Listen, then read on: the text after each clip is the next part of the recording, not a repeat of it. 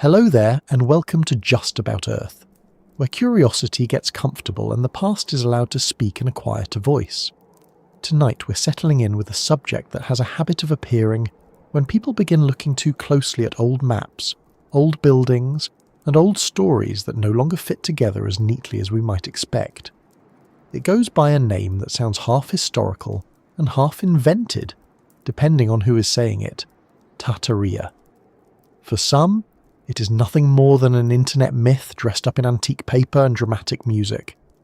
For others, it feels like a sign that something in the official record has been flattened, simplified, or quietly moved into the wrong drawer.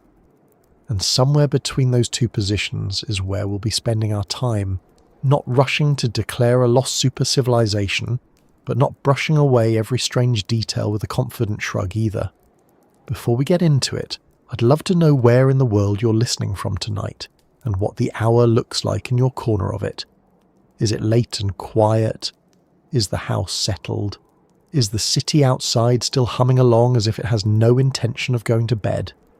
There's something fitting, I think, about talking about forgotten names and disputed histories while people in different countries listen under different skies, each of us arriving here with our own local time, our own maps in our heads, and our own sense of what counts as settled fact.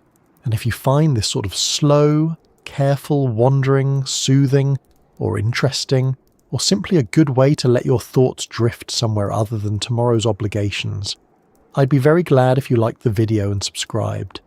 It helps this little corner of calm find other people who enjoy ending the day with a question rather than a conclusion. Though I should warn you, this is one of those topics that can make you glance suspiciously at an old photograph or stare at a stone building longer than is probably necessary. Perfectly harmless, of course, unless you happen to be standing in the rain. Now then, let's ease into it properly, because Tartaria is one of those ideas that sounds absurd when shouted, but oddly persistent when examined slowly. The more one looks into it, the less the question seems to be, was there really a hidden empire that ruled the world and built everything interesting? And the more it becomes, why does this name keep turning up, and why does it attract so much confusion? That at least is a better place to begin. Not with certainty, but with a label, a word on a map, a vague region in old books, a broad term once used by cartographers and travellers who were often describing lands they had never personally crossed, and peoples they did not fully understand. Because that part, to be clear, is real. Tartary, or Tartaria, did appear on many old maps. It covered enormous parts of Asia and Eurasia, and not in the tidy modern sense of a clearly bounded nation with a single government and a well-organised civil service sending out official stationery. It was often a catch-all term used by European mapmakers to describe huge territories associated with various Turkic, Mongol, Siberian, Central Asian, and other peoples. Sometimes it referred to Great Tartary, sometimes Chinese Tartary, sometimes independent Tartary, and sometimes the label shifted depending on the mapmaker, the year, the available reports, and how much of the world had been properly surveyed as opposed to politely guessed. That alone is enough to unsettle people, especially modern viewers used to maps that pretend to be final. Today, a map looks authoritative. Borders are sharp, names are standardized, colors are crisp. It gives the impression that the world has always been classified with that level of neatness, as though every century had access to the same information as a satellite, only with more decorative sea monsters. But older maps were made in a different intellectual atmosphere. They were mixtures of geography, hearsay, imperial ambition, religious understanding, trade knowledge, and now and then enthusiastic error. They were not lies exactly, but they were not neutral snapshots either. They were working models of a world still being pieced together. And that is where the first real tension enters. When someone today finds a map from the 17th or 18th century with Tartary spread across a huge area, it can look less like an old geographic label and more like evidence of a forgotten geopolitical reality. After all, if the word is that large on the map, surely it must mean something equally large in the world. That instinct is understandable. We tend to assume that labels correspond to clearly defined entities. If we see France, we think of France. If we see Persia, we think of Persia. So if we see Tartary, the mind naturally begins assembling an image of a place with coherence, leadership, structure, and perhaps continuity. But the old cartographic habit was often less precise than that. A large name could indicate not a unified civilization, but a large zone of imperfect European knowledge. In a way, it sometimes meant, there is a great deal over here, and we are doing our best. Still, that answer, while sensible, does not settle everything. Because even if Tartary was a broad geographic label rather than a single advanced empire, it opens up another problem, and one people do not imagine quite so wildly. How much do we lose when a region is named too broadly? What happens to local histories, local kingdoms, moving frontiers, tribal confederations, cultural exchanges, building traditions and technical knowledge when outsiders compress them into one oversized term? In trying to simplify the map, one may end up making the past harder to see. Vast spaces become one blob. Different peoples become one category. Centuries of change flatten into a single label, and later generations, seeing the label disappear, may feel as though something itself has vanished. That, I think, is part of the psychological engine behind the modern fascination. People do not only see a strange old word and invent a fantasy. Very often they sense a genuine mismatch between how complex the past must have been and how simply it is sometimes presented. That mismatch leaves room for speculation, and speculation, when mixed with striking architecture, missing records, reused foundations, buried lower floors, and the general human dislike of official explanations that sound too tidy, can grow quite quickly. Add the internet, and a vague map label becomes the centerpiece of a theory large enough to swallow half the 19th century before breakfast. Now, to keep our feet on the ground, it helps to notice something about historical knowledge that is both ordinary and surprisingly easy to forget. The past is not stored in perfect order. It is not kept in a climate-controlled warehouse, where every event is labelled, every building documented, and every border change logged by an agreeable clerk with excellent handwriting. The record is patchy. Documents burn. Empires rename places. Languages shift. Archives are lost, reorganised, translated badly, or interpreted through the assumptions of a later age. A city may change hands several times and be described 3 different ways by 3 different observers. A building can outlast the records explaining who first built it. A region can be well known to its inhabitants and badly understood by distant mapmakers at the same time. None of that requires conspiracy. It only requires history being what it usually is, incomplete, uneven, revised, and occasionally annoying. Yet once people begin noticing those gaps, a different habit can take over. Instead of saying, the record is messy, they say, someone has hidden the truth. And to be fair, sometimes people in power really do hide, revise, or sanitize the truth. Governments standardize narratives. Victors rewrite textbooks. National identities are curated. Uncomfortable local details are often sanded down in favour of a cleaner story. That is not paranoia. That is ordinary state behaviour, and it has a very long pedigree. The mistake comes when every inconsistency is treated not as evidence of complexity, incompetence, or loss, but as proof of a single immense cover-up spanning continents and centuries with flawless coordination. Human institutions struggle to organise a train timetable.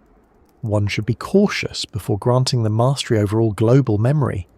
Even so, the reason Tartaria remains interesting is that it sits in that uncomfortable middle zone where dismissing everything feels lazy and believing everything feels reckless. Old maps really do show the term.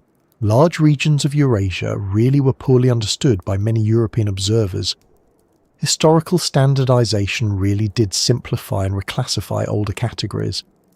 Buildings from different places can look oddly similar, though architecture is a generous borrower and styles travel extremely well when empires, Trade routes, pattern books, and prestige are involved. Records really are fragmented.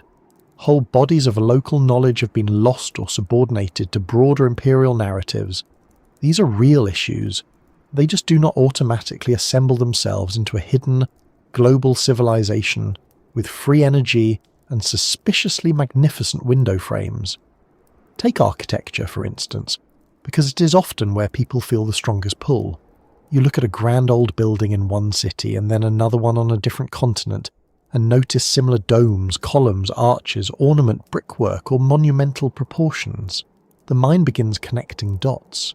Was there a shared source, a forgotten builder class, a lost civilization with a common design language?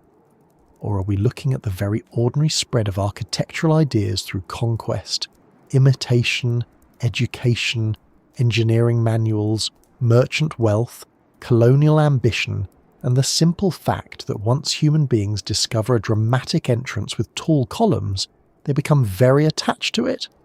It is remarkable how often power chooses the same visual vocabulary. Give a government enough money and a desire to appear eternal, and before long it starts building something with steps you have to climb as if approaching a temple. That does not remove every question, but it changes the tone of them. Rather than assuming the strangest explanation first, one can ask how styles move, how construction methods spread, how buildings are repurposed, and why certain urban forms repeat under similar political conditions. One can also ask why some cities contain structures that seem older than their official dates, or why lower levels appear buried, or why photographs from one period show construction that later viewers find difficult to imagine.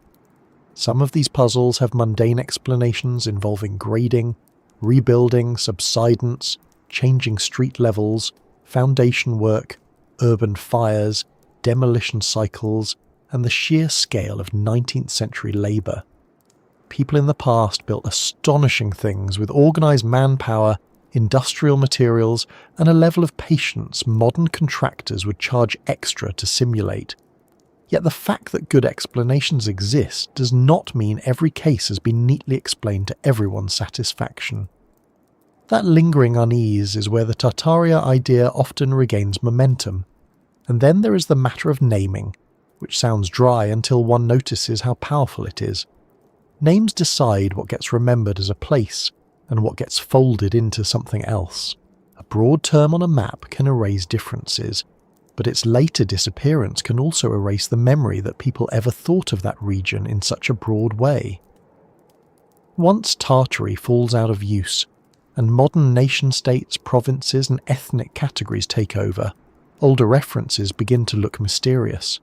The label vanishes, the maps change, and later viewers assume a whole civilization must have been deleted when, in many cases, what really changed was the vocabulary of classification. The map was updated, but the mind reading it centuries later feels a jolt of discontinuity, and from that jolt a much larger story can begin to grow. There is also something undeniably attractive about the idea that the world has been misunderstood in a way that only careful independent observers are now beginning to notice. It gives ordinary objects a charge. A map is no longer a map but a clue. A civic building is no longer a building but evidence. A gap in the archive becomes a silence that must mean something, and sometimes it does mean something. Historians, archaeologists and historical geographers spend their lives trying to understand those very silences. But professional caution rarely feels as satisfying as revelation. This was a broad and inconsistently used exonym shaped by cartographic convention, is correct far more often than the world's greatest civilization was erased from history. Yet only one of those sentences sounds like it deserves a dramatic soundtrack. Still, it would be too easy, and frankly too boring, to reduce the whole subject to gullibility. People are noticing real features of how history works. They are noticing that categories change. They are noticing that old maps often reflect power as much as knowledge. They are noticing that the modern story of the past can become oversimplified, especially when national education systems tidy messy frontiers into clean narratives. They are noticing that records do not survive evenly. that some regions were observed from a distance and described in broad strokes, and that later standardization can make older descriptions look stranger than they originally were. These are valuable observations. The trouble begins when the appetite for pattern outruns the discipline of evidence. What makes the Tartaria question useful, then, is not whether it proves a lost empire, but whether it exposes our habits of reading the past. How much do we rely on official categories? How much trust do we place in neat timelines? How easily do we mistake old terminology for vanished sovereignty? Why do missing records feel more dramatic than surviving ones? And why are we so susceptible to stories in which the truth was hidden in plain sight on a dusty map all along? Perhaps because it flatters a very human hope, that the world is deeper than we were told, and that by paying closer attention, we might recover something important that was overlooked. That hope is not foolish. In many cases, closer attention really does reveal overlooked histories. It reveals indigenous geographies erased by imperial naming. It reveals local building traditions masked by later restoration. It reveals borderlands treated as empty when they were anything but. It reveals the strange afterlife of words once used casually by empires and then abandoned as though they had never carried so much weight. The challenge is learning to distinguish between genuine historical recovery and an all-purpose theory that absorbs every anomaly because it has trained itself to need them. So as we begin, that is the ground we're standing on. Not a firm platform of certainty, but not quicksand either. A real historical term, real maps, real regions imperfectly understood by outsiders, real gaps in records, real examples of later narrative standardization, real architecture that invites comparison, real reasons to look more closely, and also real reasons to be careful. Because once a mystery becomes too satisfying, it starts recruiting evidence instead of evaluating it. For tonight, that is enough to hold in mind. A name that was once ordinary and is now strange. A historical label that may tell us less about a secret empire than about how knowledge was organised, stretched and corrected over time. Yet even that apparently sensible explanation leaves behind a residue of unease because old maps are not just documents. They are artefacts of uncertainty, and uncertainty has a way of making the imagination sit up very straight indeed. And if Tartaria is going to make any sense at all, the first thing to understand is not the theory built around it, but the old maps themselves, and why that one word kept appearing across so much of the world that earlier generations were still trying to name. There is something strangely persuasive about a name that keeps returning. You notice it once on an old map and think very little of it. You notice it again on another map from a different century, and your attention sharpens.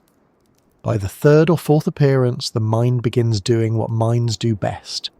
It starts building a pattern. It assumes continuity. It imagines that if the label is large, repeated, and confidently written across a broad stretch of land, then surely it must refer to something equally clear and equally substantial in the real world. And that is where the story of Tartary becomes so interesting, because the name does keep appearing on old maps, but the more closely you look at how it appears, the less stable it becomes. It is present, certainly. It is widespread. But it is also wandering, elastic, and frustratingly difficult to pin down in the modern way we tend to expect from place names. On a modern map, a large label usually carries an implicit promise. It tells you that this is a recognised political or geographic entity with accepted boundaries, a proper name with a fairly fixed meaning, and a place in an agreed system of classification. We are used to that kind of certainty. We have become accustomed to borders that look as though they were always there, as though the world had the decency to arrive pre-labelled and then remain still while atlases caught up. Older maps do not behave so politely. They come from a time when enormous portions of the globe were described second-hand, when names changed with languages, when imperial interests shaped what was emphasised, and when mapmakers often had to choose between leaving a blank or filling it with the best synthesis of scattered reports they could gather. Tartary belonged to that older cartographic world. One of the most useful things said by the Library of Congress in its recent discussion of the subject is that Tartary appeared on European and American maps from the 13th to the 19th centuries, yet never seems to be in quite the same place on two different maps. That one observation is worth lingering over, because it explains both why the term fascinates people and why it resists simple interpretation. If the name had appeared only once, it would be easy to dismiss. If it had appeared consistently in one fixed area, it would be easier to define. But instead it drifts, it spreads, it contracts, it is subdivided, it is qualified. It behaves less like the name of a stable nation-state and more like a cartographic habit, a broad label applied by outsiders trying to make sense of regions that were vast, internally diverse, and only partially understood through the lens of Western geography. That does not make the label meaningless. Quite the opposite. A vague name used repeatedly over centuries tells us something important, just not necessarily what modern mythology wants it to tell us. The English term Tartary, the Library of Congress notes, is a modification of the Latin Tartaria, a land associated in European usage with the Tartars. The underlying ethnonym, more properly Tatar, referred and still refers to various primarily Turkic peoples across parts of Eastern Europe and Northern Asia. Britannica traces the name Tatar back to nomadic tribes in northeastern Mongolia and around Lake Baikal, and notes that after various Turkic nomadic groups became part of the armies of Genghis Khan, Europeans came to know the Mongol invaders of Russia and Hungary as Tatars or Tartars. In other words, the word that later sprawled across maps was already the product of layered encounters, conflations, and outside naming. The extra R in Tartar has its own strange little history. European writers, according to the Library of Congress, blended Tatar with Tartarus, the underworld of Greek mythology. That is such a very human thing to do. A foreign name arrives from a feared frontier, and rather than preserving it carefully, one hears an echo of something infernal and folds the two together. Suddenly the label carries not only ethnographic confusion but a hint of inherited dread. That matters because old map names were not just neutral coordinates. They carried associations, judgments, and stories. When European observers used Tartary, they were not simply describing a place. They were also revealing how they imagined the peoples beyond their familiar world, and those imaginings were shaped by invasion, distance, and imperfect understanding. This is why the name feels so large even before one measures the territory it covered. It was a word inflated by uncertainty. At different times it could stretch across huge portions of northern and central Asia. In some contexts it referred generally to regions extending from areas near the Caspian and the Urals across toward the Pacific and down toward the northern edges of China, India, and Persia. But that broadness did not mean unity. It often meant the opposite. It meant that many different lands, peoples, and political arrangements had been gathered beneath one expansive umbrella, because from the viewpoint of many European mapmakers, the distinctions were still blurry, the reports uneven, and the terminology inherited rather than freshly verified. It was a label of compression, and this is where a modern viewer can be led astray without being foolish. If you look at a map and see a label like France or Persia, you naturally expect something historically coherent behind it. So when you encounter Tartary, written boldly across an immense zone, it is reasonable at first glance to assume a comparable coherence. The eye sees symmetry where the history may have been asymmetrical. It assumes that one word means one polity, or at least one civilizational unit. But older cartography often used language more broadly and more loosely than that. One large word could indicate a sphere of partial knowledge, a shared ethnographic assumption, a frontier concept, or an inherited geographic convention rather than a single empire with uniform administration from one edge to the other. It can be hard for us to feel that instinctively, because modern maps have trained us to mistake labels for settled ontology. Once you know that, the old maps become more interesting, not less. The question changes from, why was this empire erased? to why did this naming practice persist for so long? And the answer seems to involve a combination of historical memory, political simplification, and the slow pace at which distant geographic knowledge becomes detailed. The Library of Congress points out that a 1482 edition of Ptolemy's Geographia included old place names across the Eastern Hemisphere but did not include Tartaria.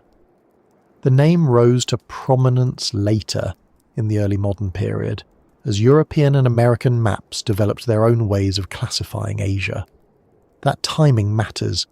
It tells us that Tartary was not some timeless universal designation, but a historically situated one, tied to particular traditions of map-making and to particular eras of contact, trade, conquest, missionary reporting, and imperial expansion.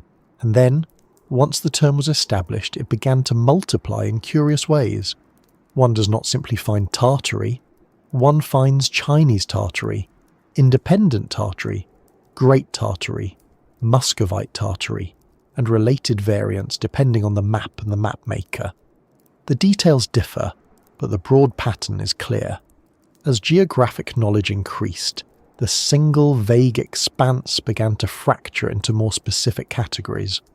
John Carey's 1806 map is titled A New Map of Chinese and Independent Tartary, which already tells you that by the early 19th century the word was functioning within a subdivided scheme, rather than as a single indivisible concept. The 1699 Sanson map Description de la Tartarie shows the same basic tendency of naming a large eastern region, while embedding it in the representational style and political assumptions of late 17th century European cartography. These examples do not point to the recovery of a hidden empire so much as to a long effort by European mapmakers to manage the complexity of Inner Asia through evolving labels. The word manage is important here. Maps are often treated as mirrors, but they are just as often management tools. They reduce, they classify, they arrange unfamiliar space into units that can be discussed, taught, traded with, feared, or governed. A sprawling term like Tartary made distant lands legible to people who were not actually standing in them. It gathered multiplicity into something printable. That does not mean the mapmakers were inventing the region from nothing. There were Tatars, there were Kanates, there were steppe networks, frontier zones, imperial borderlands, caravan routes, and extensive societies across those spaces. Britannica summarises part of this background by noting that after the breakup of Genghis Khan's empire, Tatars became especially identified with the western part of the Mongol domain, including much of European Russia, and later with several Khanates such as Kazan, Astrakhan, Sibir, and Crimea. So the map term rested on real historical encounters, but it floated above them in a generalised way. That floating quality is what gives the subject its eerie afterlife. When a label is both real and imprecise, it becomes fertile ground for later projection. The name existed, but its meaning shifted. The region was vast, but not singular. The maps were formal, but not final. Modern viewers, approaching those documents with expectations shaped by nation-states and standardized atlases, can mistake that older fluidity for evidence that something definite has been hidden. Yet often what has vanished is not a civilization but a classification system. The old term falls out of use, modern territorial names replace it, and what remains is a ghost in the archive. You do not see Tartary on a current map, so the disappearance itself begins to feel suspicious, when in fact many historical place names disappeared simply because geography became more granular and political language changed. Still, there is a reason people linger on these maps instead of merely filing them away as quaint old documents. They sense correctly that old cartography preserves a different mental world. It shows us not just where people thought things were, but how they thought categories worked. It reveals a time when huge spaces could be grouped under frontier names, when ethnicity and geography were often entangled by outsiders, and when the edges of knowledge were broad enough to invite sweeping terms. If one were feeling charitable, one might call Tartary a provisional label for a complicated zone. If one were feeling mischievous, one might say it was Europe's way of writing, "There is a great deal going on over there, and we are not entirely on top of it." and perhaps that is why the label keeps drawing modern attention. It carries a rare combination of authority and looseness. Written in careful script across antique paper, it looks official. Because it recurs across centuries, it looks established. Because it covers a huge area, it looks significant. But because its boundaries and implications shift, it also invites reinterpretation. The mind does not like that combination. We prefer names that either mean something solid or vanish entirely. Tartary does neither. It lingers just long enough to seem important and remains ambiguous enough to become mysterious. A further complication is that many of the people now looking up Tartary are not beginning with the history of early modern cartography. They are beginning with a feeling that something about the historical record does not sit right. Perhaps they have seen old cityscapes that look unexpectedly grand. Perhaps they have noticed buildings whose style seems to leap continents. Perhaps they have heard claims about lost archives, buried floors, or rewritten timelines. By the time they encounter the old map label, it arrives not as an isolated curiosity but as a possible key. It appears to validate the sense that the conventional story has omitted a major piece, and once that emotional framework is in place, each map becomes less a document to interpret and more a clue to decode. This is not a uniquely modern failing. Human beings have always had a talent for taking incomplete evidence and arranging it into the most dramatic version available. But the Tartary example is especially potent because the evidence really does look dramatic. Old paper has an authority that pixels envy. A 17th or 18th century map seems to speak from a world closer to the mystery itself. It feels less filtered, less managed, more candid. Yet one must be careful there too. Old maps are not raw truth, they are crafted objects.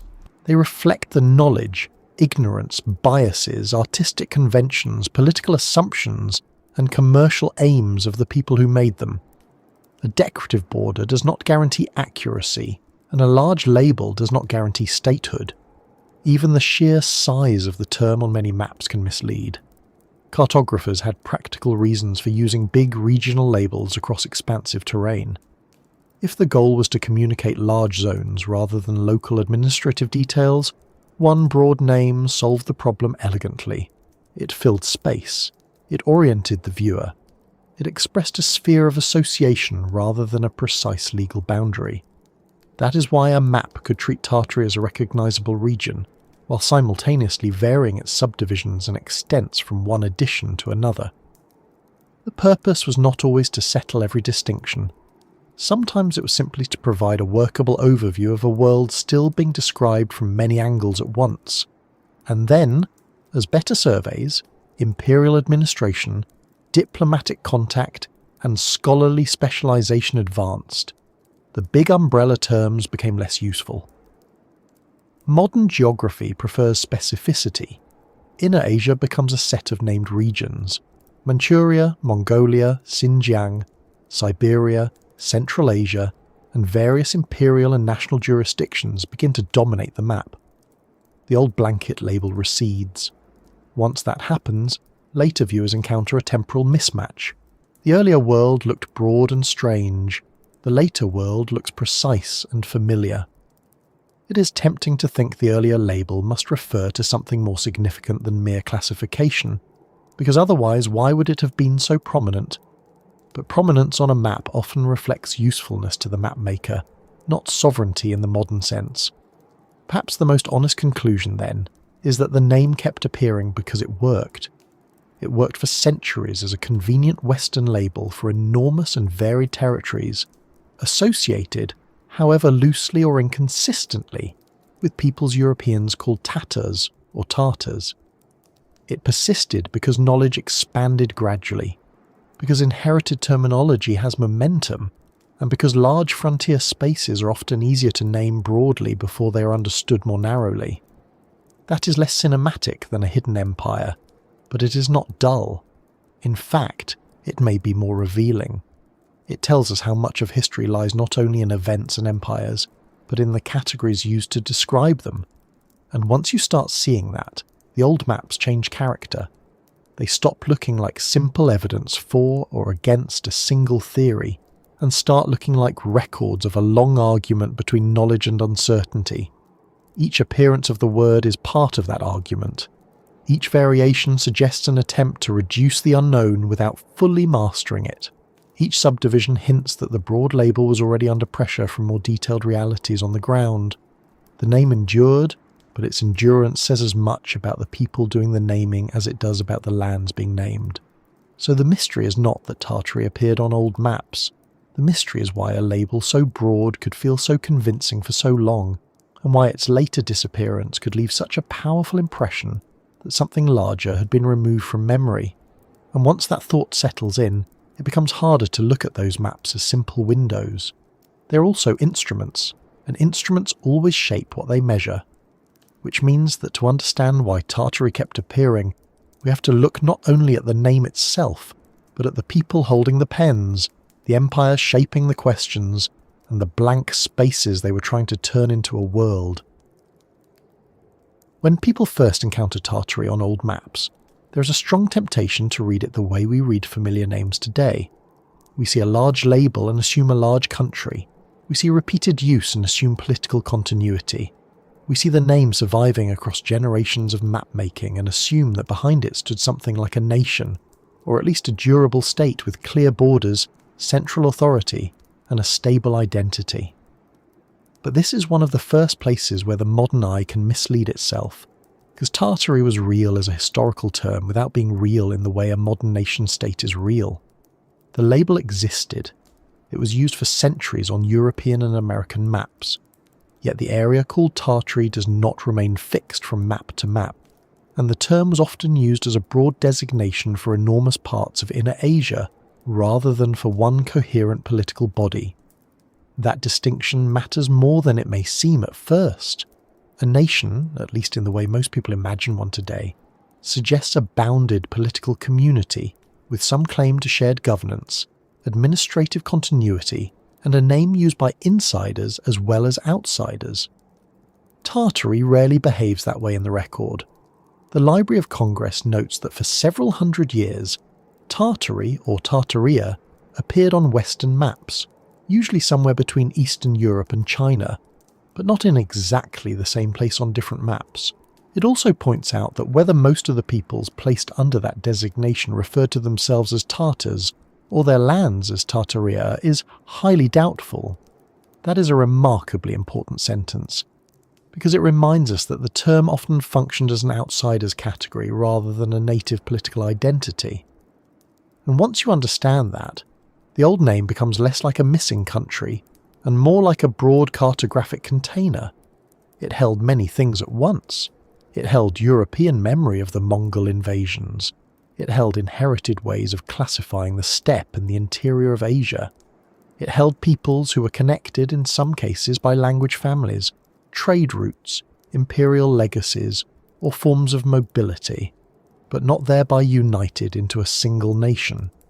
It held regions that outsiders grouped together because they were vast, difficult to survey, and only partially legible to Western geographers. A word like Tartary simplified distance. It made an immense and varied zone easier to place on paper, even if that ease came at the cost of precision. The name itself also carries the history of confusion inside it. The Library of Congress explains that Tartary derives from the Latin Tartaria, land of the Tartars, while the underlying word Tatar referred and still refers to primarily Turkic peoples living across parts of Eastern Europe and Northern Asia. Britannica likewise describes Tatars as several Turkic-speaking peoples, with major populations historically in west-central Russia and also in Kazakhstan and western Siberia. That is already a clue that we are dealing with an ethnonym and a family of connected peoples, not a single vanished superstate. A label tied to peoples can become very large on a map without corresponding to one sovereign nation, especially when the people in question are distributed across multiple regions and political systems. There is another wrinkle here, and it is a very old one. European usage blurred Tatars, Mongols, frontier peoples, and inherited fears into a single linguistic habit.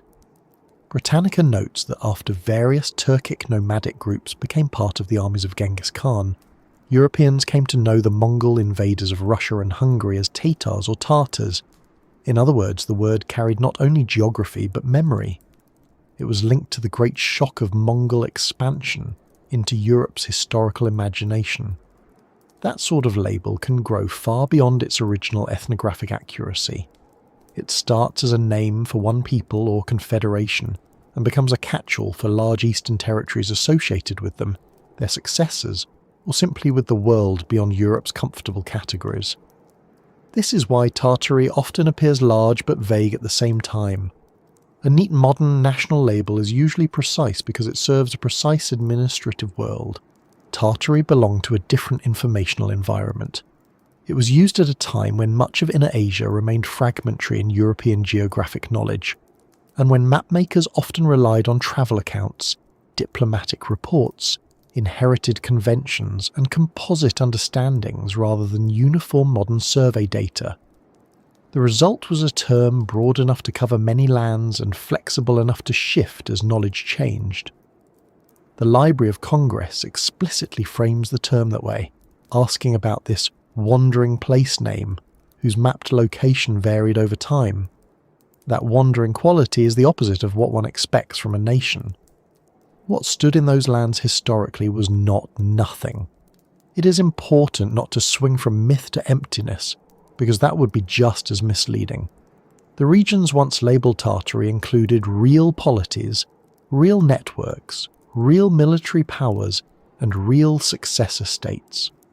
Britannica describes how the Golden Horde, one of the Western successor formations of the Mongol imperial world, later disintegrated into independent Tatar Khanates, including Kazan, Astrakhan, Sibir, and Crimea.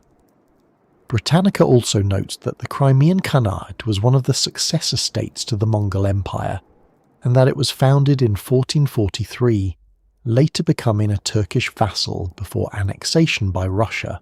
These details are important because they show that the lands Western cartographers generalised as Tartary actually contained a changing patchwork of khanates, steppe powers, and imperial zones, not one enduring national unit. That patchwork quality helps explain a common misunderstanding. If people read Tartary as though it were the proper sovereign name of all those khanates and territories combined, then later map changes can look like evidence that a nation was erased. But if the term functioned instead as a broad exonym for a zone containing many peoples and states, then the later disappearance of the term makes much more sense. It was not so much that a nation vanished, as that geography became more detailed. As European, Russian, Chinese, and other imperial knowledge became more specific, older blanket labels gave way to narrower regional and political names. That is a normal pattern in cartographic history. Broad terms thrive when knowledge is coarse and recede when classification becomes finer. One useful comparison comes from how mapmakers handled other parts of Asia. Encyclopaedia Iranica notes that some German cartographers in the 18th century recognised and used Iran as a distinct native imperial name, sometimes alongside Persia. That tells us something subtle but important. Where cartographers had access to established state traditions and names with recognised political meaning, they could become more precise. Tartary, by contrast, persisted as a looser umbrella, because it referred not to one well-bounded imperial self-description, but to a broad zone of European classification. The contrast helps show why Tartary looked like a place, while never quite becoming a nation in the modern sense. Even the way maps subdivided Tartary gives the game away. Historical maps do not simply present one indivisible Tartary, they often break it into Great Tartary, Chinese Tartary, Independent Tartary, Muscovite Tartary, and other variants.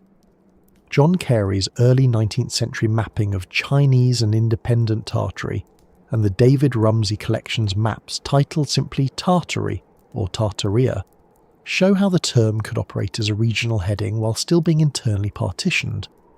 A nation is usually named to distinguish it from its neighbours. Tartary was frequently named in ways that revealed its own internal ambiguity. It was a place on the map, certainly, but often the kind of place that existed because outsiders needed a way to sort several neighbouring realities at once. And there is another reason the term invites overstatement. The modern concept of a nation is itself relatively recent compared with the eras in which many of these maps were made.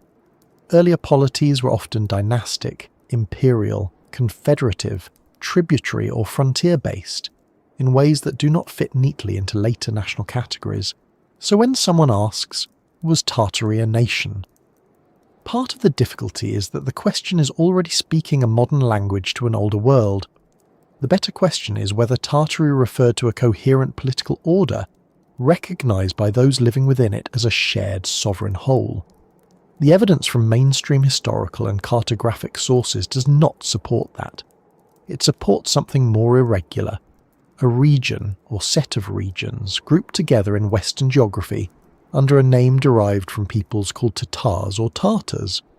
That does not make the term trivial. In fact, the opposite is true. Broad names can be historically powerful precisely because they flatten diversity. Once large territories are grouped under one label, later viewers can forget how many distinct groups, rulers, and local histories were packed inside it. Crimean Tatars, Volga Tatars, Siberian Tatars, steppe confederations, Mongol successor formations, Russian expansion zones, Qing borderlands, and many other peoples and powers all become harder to distinguish when seen through the old Western shorthand. Encyclopedia Iranica's entry on the Crimean Tatars, for example, describes them as a variety of Turkic-speaking peoples connected to Crimea and its surrounding steppe and diaspora. That sort of specificity is exactly what broad cartographic naming tends to blur. So in one sense, Tartary was not a nation because it was too large, too shifting, and too externally defined. But in another sense, it can feel nation-like to modern viewers because map labels carry authority. When written across antique paper in careful script, a name looks official. When it survives for centuries, it looks established. When it spans half a continent, it looks like it must indicate a major civilizational fact. That visual rhetoric is powerful, yet the authority belongs as much to the cartographic convention as to the thing being labelled. Old maps were not just records of territory, they were instruments for organising imperfect knowledge. They often turned frontier uncertainty into broad names that felt firmer than the underlying reality. This is one reason the Tartaria discussion tends to split into extremes. One side says the old maps prove a lost empire, the other says the term was meaningless and therefore uninteresting. Neither position is very satisfying. The stronger view is more careful. Tartary was a meaningful historical label, but its meaning was geographic and ethnographic in a broad outsider sense, not the neat political meaning that the word nation usually suggests today. It referred to lands, peoples, and zones of movement whose histories were real and consequential. But it did so through a Western naming practice that often compressed complexity rather than revealing it. The name tells us something important, just not necessarily the thing sensational theories want it to tell. And that may be why it lingers so stubbornly in the imagination. A label that is both real and imprecise is hard to leave alone. If it were purely mythical, historians could dismiss it. If it were clearly national, atlases could define it. But because it sits in between, it invites one more look. People sense that something historical is there, and they are right. There was a long history of Tatars, Mongol successor states, caravan worlds, frontier powers, and broad Western naming habits. What there was not, according to the mainstream scholarly picture, was one unified advanced nation called Tartary running all of Inner Asia under a single forgotten banner. The maps preserve a place name, but the political coherence people often project into that place name is largely their own. It is also worth noticing how much of the mystery comes from what happened later. Once Tartary fell out of common usage, the modern map no longer gave people that broad label to orient themselves. In its place came more specific regional names, imperial boundaries, and eventually national frameworks. The result is a kind of archival shock. You look back and see a giant old name that no longer appears anywhere current, and it feels as though something enormous has been removed. But disappearance from modern cartography is not evidence of erasure by itself. Sometimes it simply means that the old umbrella term was retired because later mapmakers preferred narrower categories. That can still hide things, of course, but usually it hides them by over-specialization rather than by conspiracy. One giant vague region becomes many smaller named units, and the older sense of broad connectedness is lost. So Tartary was a place, but not quite a nation. It was a zone on the map, but not a single state in the way the map's typography might suggest. It was attached to real peoples and real histories, but those histories were multiple, not singular. It was a name that helped outsiders speak about a vast interior world, though often at the cost of reducing that world's internal distinctions. And once that broad naming practice became clearer, the real question stops being whether Tartary was secretly a nation and becomes something more useful. What did the old mapmakers think they were describing when they used that name, and what happened to the histories that label compressed into one sweeping word? If Tartary kept appearing on old maps, then the next question is not only what the name meant, but who kept writing it there, and why? Because a map does not emerge from the ground like a stone or a tree. It is made by someone, for someone, using whatever knowledge, assumptions, pressures and limitations happen to be available at the time. And once you begin looking at old maps that way, the atmosphere around Tartary changes. The mystery does not vanish, but it becomes less like a secret waiting to be uncovered, and more like a record of how people once tried to organise a world they only partly understood. The cartographers were not standing above the earth with perfect vision. They were gathering reports, copying earlier works, pleasing patrons, working around gaps, and translating distant realities into something that could fit on paper. In that setting, a broad name like Tartary starts to look less like a missing empire and more like an answer to a practical problem. What do you call a vast region that matters, that is known to exist, but that is not yet neatly legible in your system? Cartography, as Britannica puts it, is both an art and a science of graphically representing geographic areas, and it often involves overlaying political or cultural divisions onto physical space. That sounds simple enough until you remember that political and cultural divisions are exactly the parts most likely to be disputed, misunderstood, or useful to someone in power.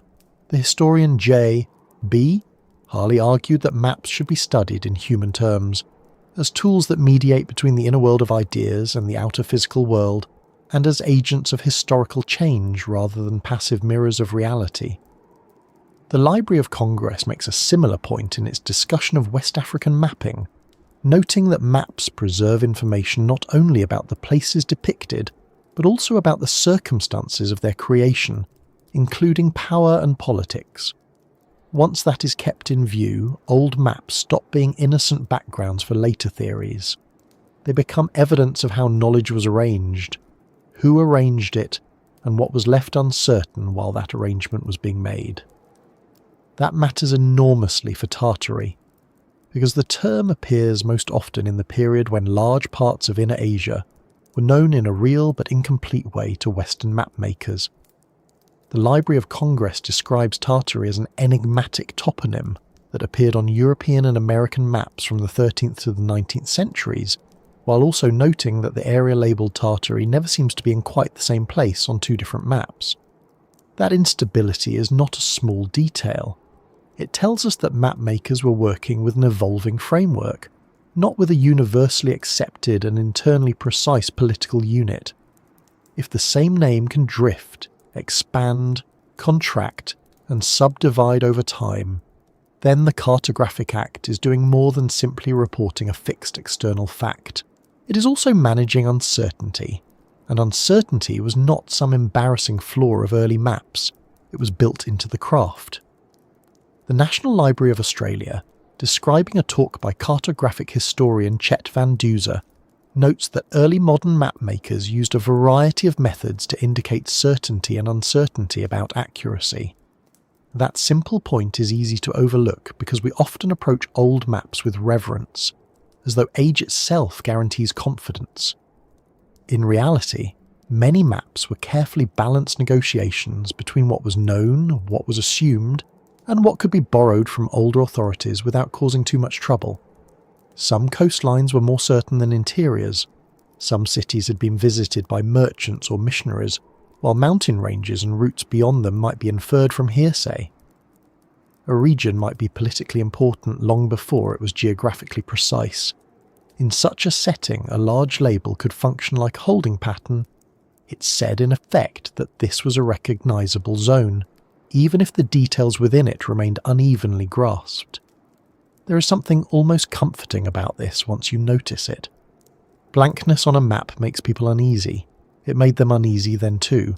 National Geographic, drawing on the work of Chet Van Duzer, describes a long cartographic tendency sometimes linked to horror vacui, the fear of empty spaces, with map makers filling unused areas with text, mountains, monsters, decorative cartouches, and invented or embellished features.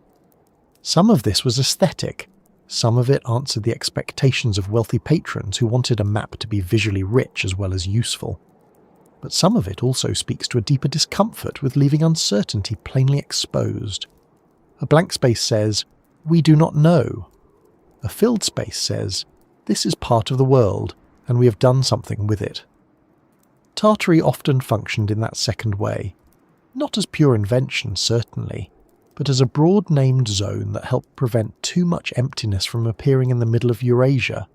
That does not mean the cartographers were dishonest in any simple sense. It means they were doing what map makers have often done, which is to convert incomplete knowledge into a usable image. A perfectly modest amount of not knowing can look awkward on a prestige object meant to guide merchants, scholars, officials, or readers trying to make sense of the world.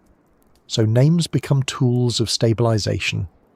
If many reports refer loosely to Tatars, to Mongol successor zones, to frontier peoples, to caravan regions, to lands under this Khan or that empire, one broad word can gather those fragments into a manageable whole. Tartary did exactly that. The Library of Congress notes that the English word is a modification of Latin Tartaria and refers to the land of the Tartars, while also stressing that it is doubtful whether the majority of the peoples so labelled called themselves Tartars or their lands Tartaria. That gap between self-description and map description is where the cartographer's power becomes especially visible. Empires, of course, were never far from this process. Harley observed that maps were key documents in shaping European nationalism and imperialism, and the British Library's recent exhibition on secret maps emphasises that maps have long preserved secrets for the benefit of their creators. Those two observations belong together. A map is not only a way of seeing, it is a way of prioritising. It can highlight routes, ports, frontiers, resources, or strategic threats. It can omit what does not matter to the patron. It can simplify societies into categories useful for administration or diplomacy. It can turn layered local realities into legible imperial regions. In that sense, broad labels like Tartary were not just products of ignorance. They were also products of scale. Empires like large categories because large categories are easier to talk about, easier to negotiate over, and easier to place within a mental order of the world. This is why it helps to imagine the cartographer not as a solitary genius sketching truth by candlelight, but as someone positioned inside a chain of transmission. Reports arrive from travellers, merchants, diplomats, missionaries, soldiers, and earlier atlases. Some are better than others. Some are old but respectable. Some are recent but contradictory. Some are shaped by local interpreters, some by imperial interests, and some by the simple difficulty of crossing large distances without the luxury of modern survey methods. Then a mapmaker must turn that uneven material into something coherent enough to publish. Under those conditions, consistency is less likely than convention, and once a convention settles in, it can survive for a surprisingly long time even as the underlying knowledge changes. Tartary was one of those conventions. Its persistence tells us not necessarily that the thing itself was politically unified, but that the naming practice remained useful to those drawing the world from afar. Specific maps make this easier to see. The David Rumsey Historical Map Collection includes Nicolas and Guillaume Sanson's Description de la Tartarie, published in 1699, and a Fielding Lucas map titled simply Tartary from the early 1820s. The Sanson map reflects the late 17th century style of detailed engraved geography, with decorative elements and hand-applied colour, while the Lucas map reflects early 19th century Western geographical understanding of Central Asia, including the borders and regions that could be rendered useful to atlas readers of the time. These examples are separated by more than a century, yet both still make use of the name. That continuity can look astonishing until one remembers that the label was doing broad regional work. It was not necessarily naming one unchanged state across time. It was helping successive cartographers render a vast and strategically significant zone in terms their audience could recognise. The blank spaces between empires are especially important here. Borderlands are rarely empty in human reality, but they often become conceptually empty when viewed from imperial centres. Local groups may know every river crossing, seasonal route, linguistic distinction, and political allegiance in a region, while distant mapmakers compress all of that into a frontier zone. The effect can be dramatic. To those living there, the space is densely inhabited by relationships. To those naming it from afar, it becomes a broad region between better defined powers. That is one reason Tartary could live so comfortably between other names. It occupied not emptiness exactly, but a kind of mapped distance between stronger centres of recognition.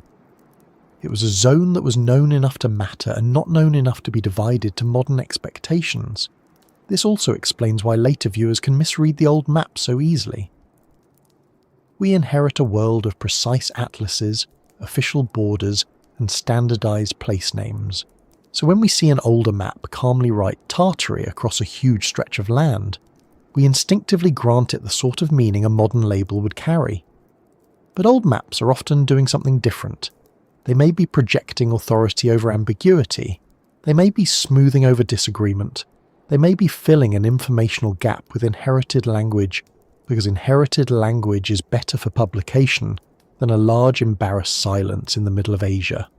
National Geographic's discussion of horror vacui makes this visual logic plain in decorative terms, but the same instinct applies conceptually as well.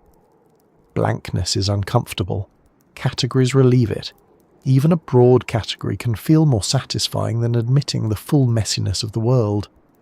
And yet, to say that the maps simplified is not to say they were worthless. Simplification is not always deception. Sometimes it is the price of communication. A map that showed every tribal confederation, shifting allegiance, caravan route, pasture system, seasonal settlement, and imperial claim in Inner Asia at once would be useless to most of its readers, not because those details were unimportant, but because paper, scale, and purpose impose limits. The problem begins only when the simplification is mistaken for the full truth. Tartary was a useful simplification for centuries. The trouble comes when modern observers read the simplification backward and assume it must conceal a single political reality rather than a set of compressed ones. There is also a more human reason these maps feel so charged now. We are not simply looking at geography, we are looking at the remains of confidence. Old maps present uncertainty with such elegance that it can be hard to remember uncertainty is what we are seeing. The ornate script, the careful engraving, the balanced composition, the coloured boundaries, the decorative cartouche, all of it gives the impression that the world has been securely grasped, but the very need for broad terms and visual fillers suggests otherwise. Beneath the polish is a great deal of negotiation. The Library of Congress calls Tartary a wandering place name for good reason. A wandering name on a beautiful map can look like suppressed truth, when it may really be preserved uncertainty. Once empires entered these regions more directly through conquest, diplomacy, survey, administration and scholarship, the room for broad labels began to shrink. More specific names, borders, and subdivisions gradually replaced older umbrellas. That is not mysterious in itself. It is what happens when a coarse map becomes finer, but it can produce a strange afterimage. The older world looks broad and dramatic, the later world narrow and technical. Viewers who prefer the grandeur of the old label can feel that something has been hidden or reduced. In one sense, they are right. Something was reduced. Complexity was reorganized into different categories. The question is whether what was lost was a great forgotten nation, or merely the older habit of naming enormous regions under one sweeping title. Mainstream cartographic evidence points much more strongly to the second explanation.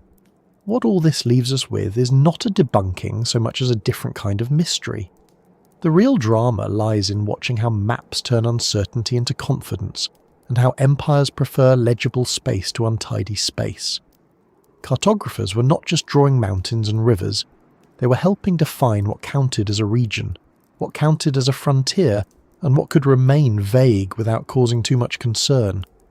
In that process, the blank spaces between empires were never truly blank. They were filled with names, symbols, inherited assumptions, and strategic simplifications. Tartary was one of the most durable of those fillers, large enough to suggest significance and elastic enough to survive changing knowledge for centuries. So when people today feel that the more they look at Tartary, the less it adds up, part of what they may be noticing is not a hidden empire at all, but the old machinery of mapping itself. They are seeing how authority can be printed over uncertainty, how distance encourages broad categories, how imperial viewpoints flatten local realities, and how a name can seem to promise more coherence than the world behind it actually possessed. That does not make the maps dull. If anything, it makes them more revealing. They show not only what people thought the world looked like, but how they coped when the world would not sit still inside their categories. And once those categories begin to shift, something else starts moving with them. Borders, allegiances, and the story of who belonged where, which is perhaps why the map never stays still for long once the names begin to change. One reason Tartary feels so unstable in the historical imagination is that the lands once grouped under that name belong to a part of the world where political boundaries often change far more quickly than distant audiences could keep up with. The Library of Congress describes Tartary as a wandering place name that appeared on European and American maps from the 13th to the 19th centuries, usually somewhere between Eastern Europe and China, but not in quite the same place on different maps. That is already a clue that we are dealing with an area whose map language was struggling to follow political reality. When borders move, when successor states break away, when imperial frontiers advance, and when different powers classify the same region differently, memory tends to lag behind. Old names stay in use because people remember them. New boundaries appear because armies, treaties, and administrations impose them. For a while, the map and the memory are no longer speaking exactly the same language. That lag is not unusual. In fact, it is one of the most ordinary features of historical geography.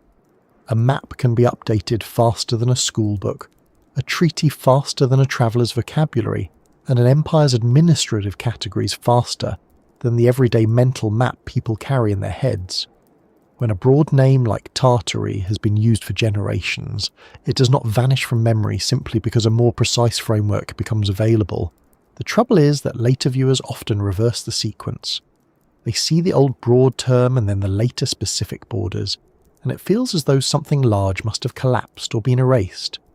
Sometimes that is partly true because states do collapse, but often what has changed most dramatically is the system of naming. The region has not disappeared. The categories used to describe it have multiplied. In a world of khanates, protectorates, frontier marches, treaty lines, and expanding empires, one old umbrella word can survive in memory long after it has stopped doing accurate work on the ground. To understand why, it helps to remember how much of the old Tartary zone had once been shaped by the Mongol imperial world and its aftermath. Britannica notes that after various Turkic nomadic groups were incorporated into the armies of Genghis Khan, Europeans came to know the Mongol invaders of Russia and Hungary as Tatars or Tartars. Later, the Western Mongol sphere, usually called the Golden Horde, fragmented under internal divisions and outside pressure into khanats such as Kazan, Astrakhan, Sibir, and Crimea. Those successor states were real political formations, but they were not pieces of one stable national structure called Tartary. They were moving parts in a landscape of post-imperial fragmentation, alliance, tribute, and conquest. That is precisely the kind of world in which a broad outsider label can outlive the political arrangement it once seemed loosely to describe. A big map name is often slower to change than the frontier itself.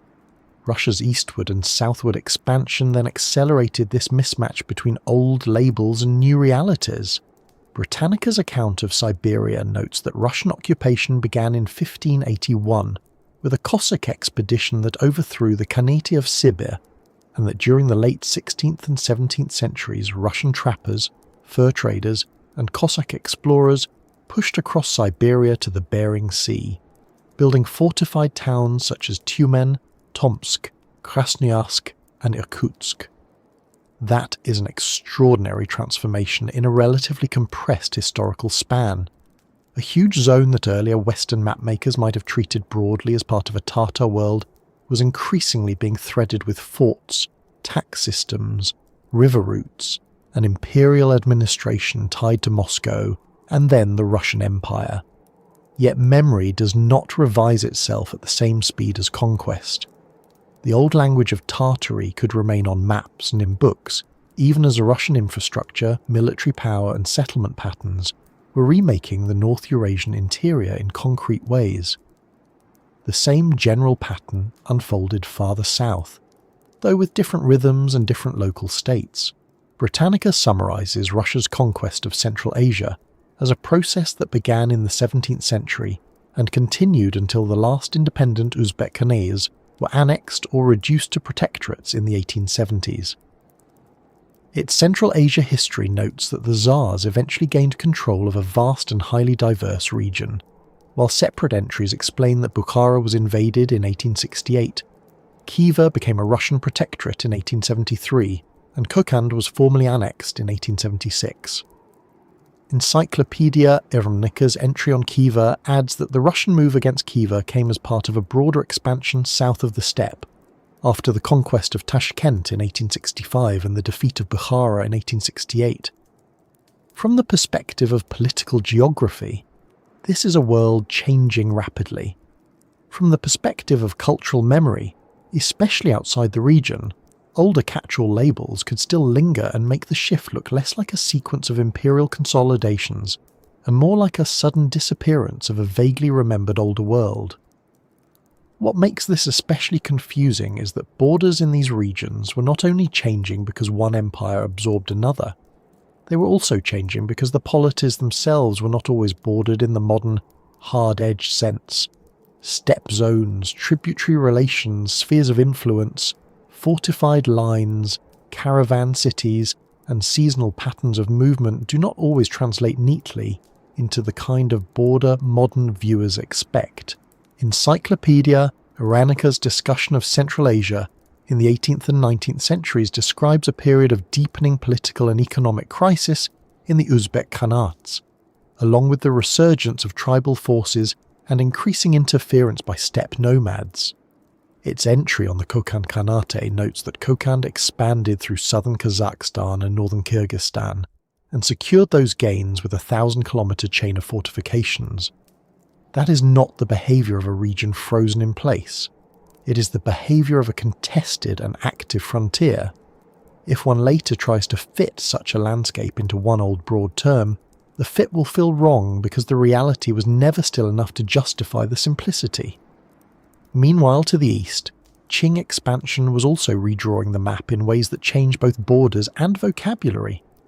Britannica states that the Treaty of Nerchinsk in 1689 was a peace settlement between Russia and the Manchu Qing Empire that checked Russia's eastward expansion by removing Russian outposts from the Amur Basin, while giving Russia trade access and recognition in Transbaikalia. Britannica's Qing material adds that Nerchinsk and the later Treaty of Kyakhta extended and stabilized parts of the Sino-Russian boundary. and that by the mid-18th century the Qing had annexed lands on both sides of the Tian Shan, as far west as Lake Balkhash, and renamed the region Xinjiang, meaning new dominion or new borders.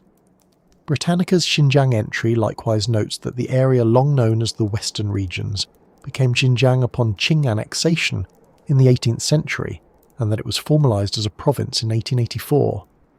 In other words, large stretches of land once swept into Western map labels like Tartary were being renamed, subdivided, and administered through very specific imperial frameworks. That kind of renaming matters. A new official name is rarely just a new word. It often marks a new way of imagining the territory itself. When the Qing designated a region Xinjiang, or when Russian expansion folded steppe and oasis zones into the administrative logic of Turkestan and other imperial units, they were not merely relabeling existing geography. They were standardizing it. They were telling officials, mapmakers, soldiers, and later historians how the land ought to be organized in thought. This is one of the reasons historical continuity can feel broken, even when people, settlements, routes, and memories remain in place. The administrative map changes first, then the educational map follows, then the popular mental map adjusts slowly, often over generations. By the time later viewers look backward, they are comparing worlds that were described according to different political grammars. No wonder the older labels seem to hover like ghosts. There is also a more intimate level to this. Memory does not preserve borders the way archives do.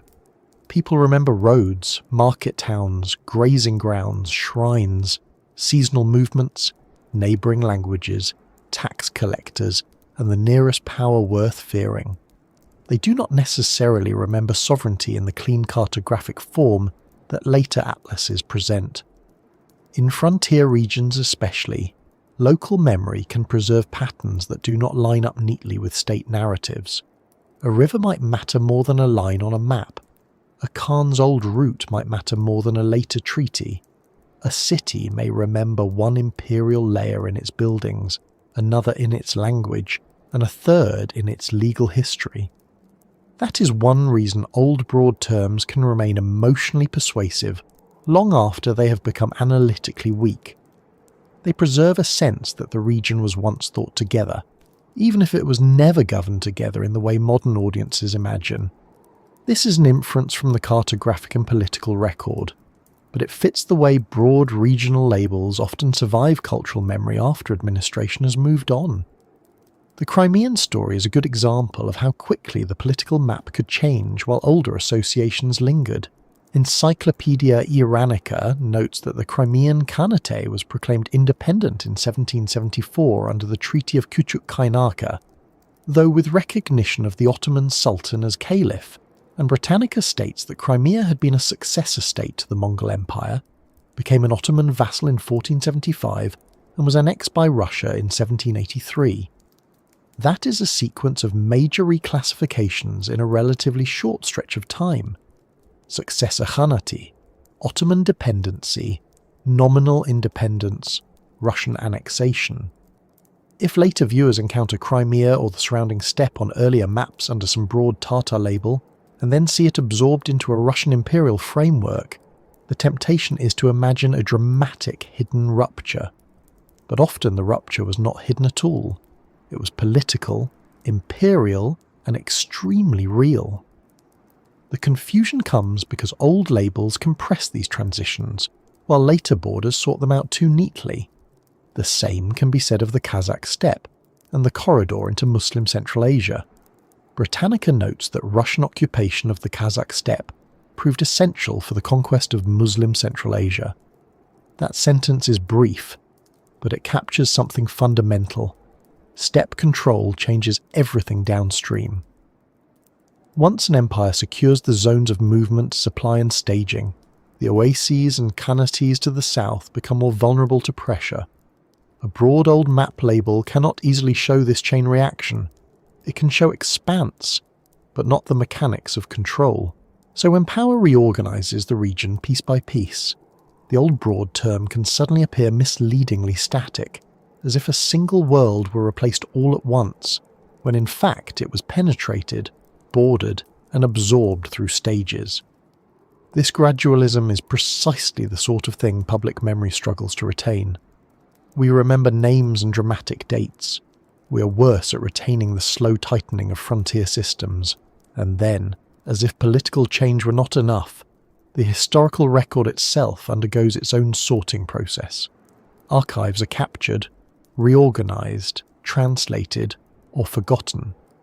Encyclopedia Iranica notes that documents from the Khanate of Khiva were taken by Russian troops in 1873 and later discovered in St. Petersburg after having effectively disappeared from sight for decades. That does not prove a grand cover-up. What it does show is something more ordinary, and in its own way more unsettling.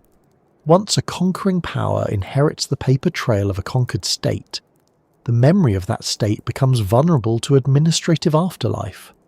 Records can survive while vanishing from easy access. Histories can continue to exist while ceasing to shape common understanding. When that happens across multiple regions over long periods, later generations begin to sense gaps in history, and not without reason. The gaps may come not from an erased world empire, but from the mundane violence of archival displacement. This helps explain why Tartary feels to some people like evidence of something forgotten, and to others like a cartographic misunderstanding. Both reactions are touching different parts of the same phenomenon. The mainstream historical view is that Tartary was not a unified advanced civilization, but a broad geographic and ethnographic label used on Western maps for large parts of Eurasia. The evidence from the Library of Congress, Britannica, and related reference sources strongly supports that reading. But it is also true that the regions folded into that broad label experienced repeated reclassification under Russian and Qing expansion, fragmentation into khanates and protectorates, treaty-based border changes, and later narrative standardization. So when people feel that the history does not add up, they are not always sensing a hidden empire. Sometimes they are sensing the compression itself.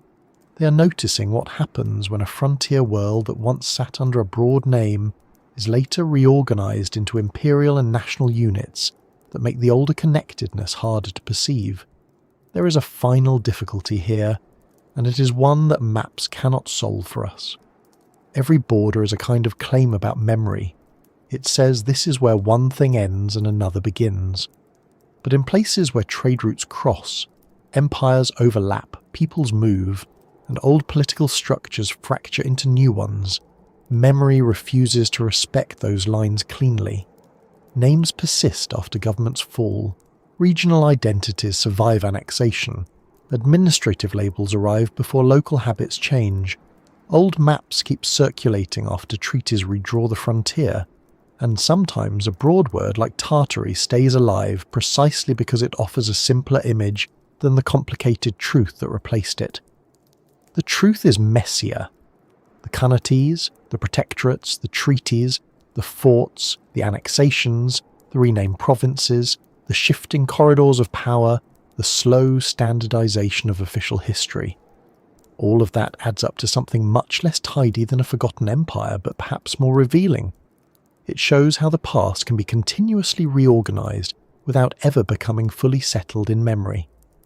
And once the names begin to slide away from the borders that once held them, the next thing to look at is what happens to the physical world those shifting stories leave behind, because buildings, unlike borders, often remain standing long after the map that explained them has been replaced. Once the map begins to break apart into more precise frontiers, another kind of pattern starts pulling at the eye, and it is often even more persuasive than the old place names. It is the buildings. Not every building, of course. Usually it is the grand ones that catch attention first. The domed halls, the heavy masonry facades, the long rows of tall windows, the formal staircases, the colonnades, the pediments, the civic buildings that seem to carry the same expression from one city to another, as though they all attended the same strict academy and took notes from the same teacher.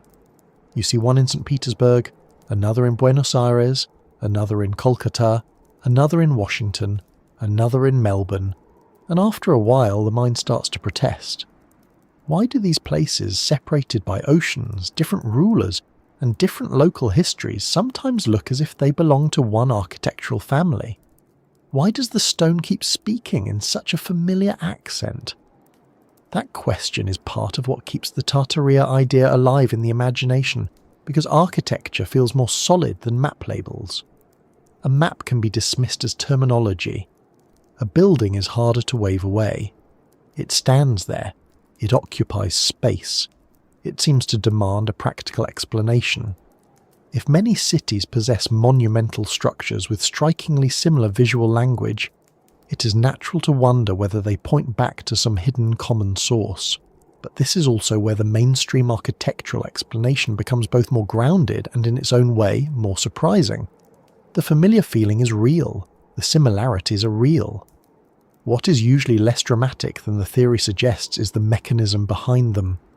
In most cases, what we are seeing is not the footprint of a forgotten global civilization, but the enormous success of shared architectural traditions, formal education, printed design manuals, industrial fabrication, imperial governance, and prestige copying on a very large scale. To begin with the style itself, much of the architecture that people find suspiciously familiar belongs to the broad family of classical revival. Britannica describes neoclassical architecture as a revival of classical architecture during the 18th and early 19th centuries, characterized by grandeur of scale, geometric simplicity, Greek or Roman detail, dramatic use of columns, and a preference for blank walls. Greek revival, a related current, spread throughout Europe and the United States in the first half of the 19th century. Beaux-Arts design, shaped by the Paris École des Beaux-Arts, favoured monumental massing, symmetrical plans, axial arrangements, and rich classical detail. Once you know that, the sense of déjà vu becomes easier to account for. Buildings in very different places can look like cousins, because for a long period the educated architectural world kept returning to the same Roman and Greek vocabulary whenever it wanted to signal permanence, power, civilization, or civic seriousness, and governments in particular are very susceptible to that vocabulary. One of the least mysterious and most persistent facts in architectural history is that states like to build as though they intend to outlive criticism. Columns, domes, porticos, and formal symmetry do that job rather well. They imply order. They imply legitimacy.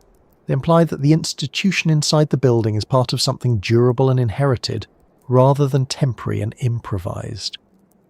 Britannica notes that the federal style in the United States was associated with the young republic's identification with Rome, while the City Beautiful movement later promoted civic centres, grand boulevards, and organised urban planning meant to elevate public life through monumental design.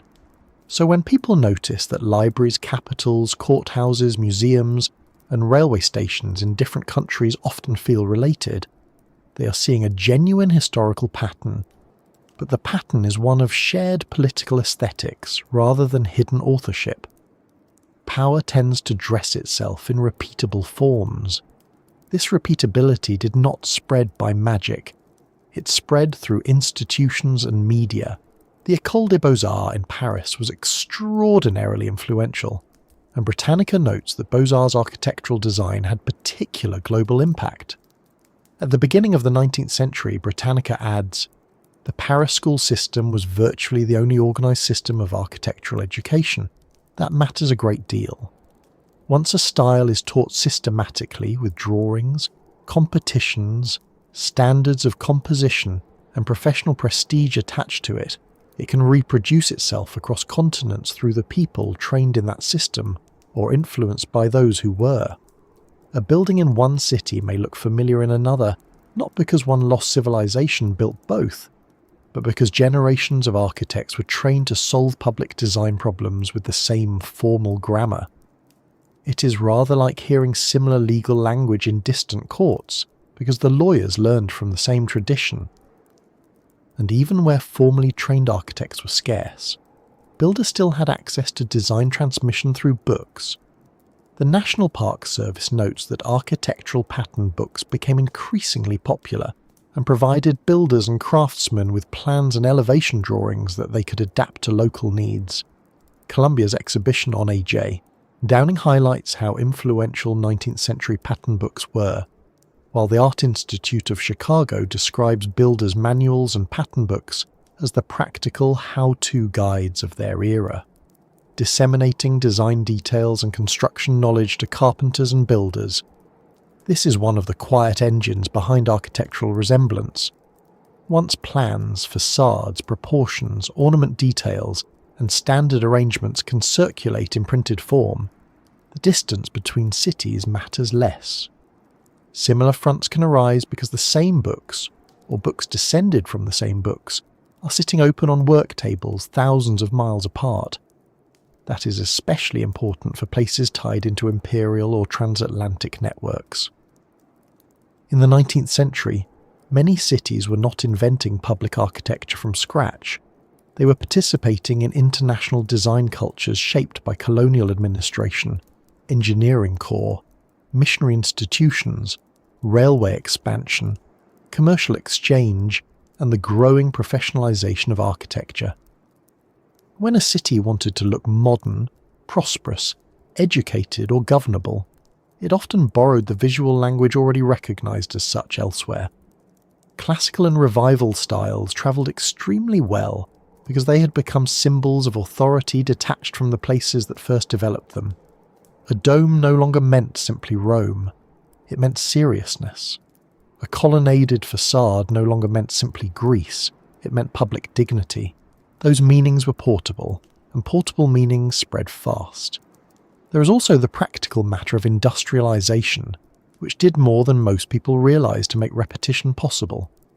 Britannica notes that cast iron was the first metal that could be substituted for traditional structural materials in architecture, while its broader discussion of iron and steel explains that metal had long been used in auxiliary ways before becoming increasingly important structurally.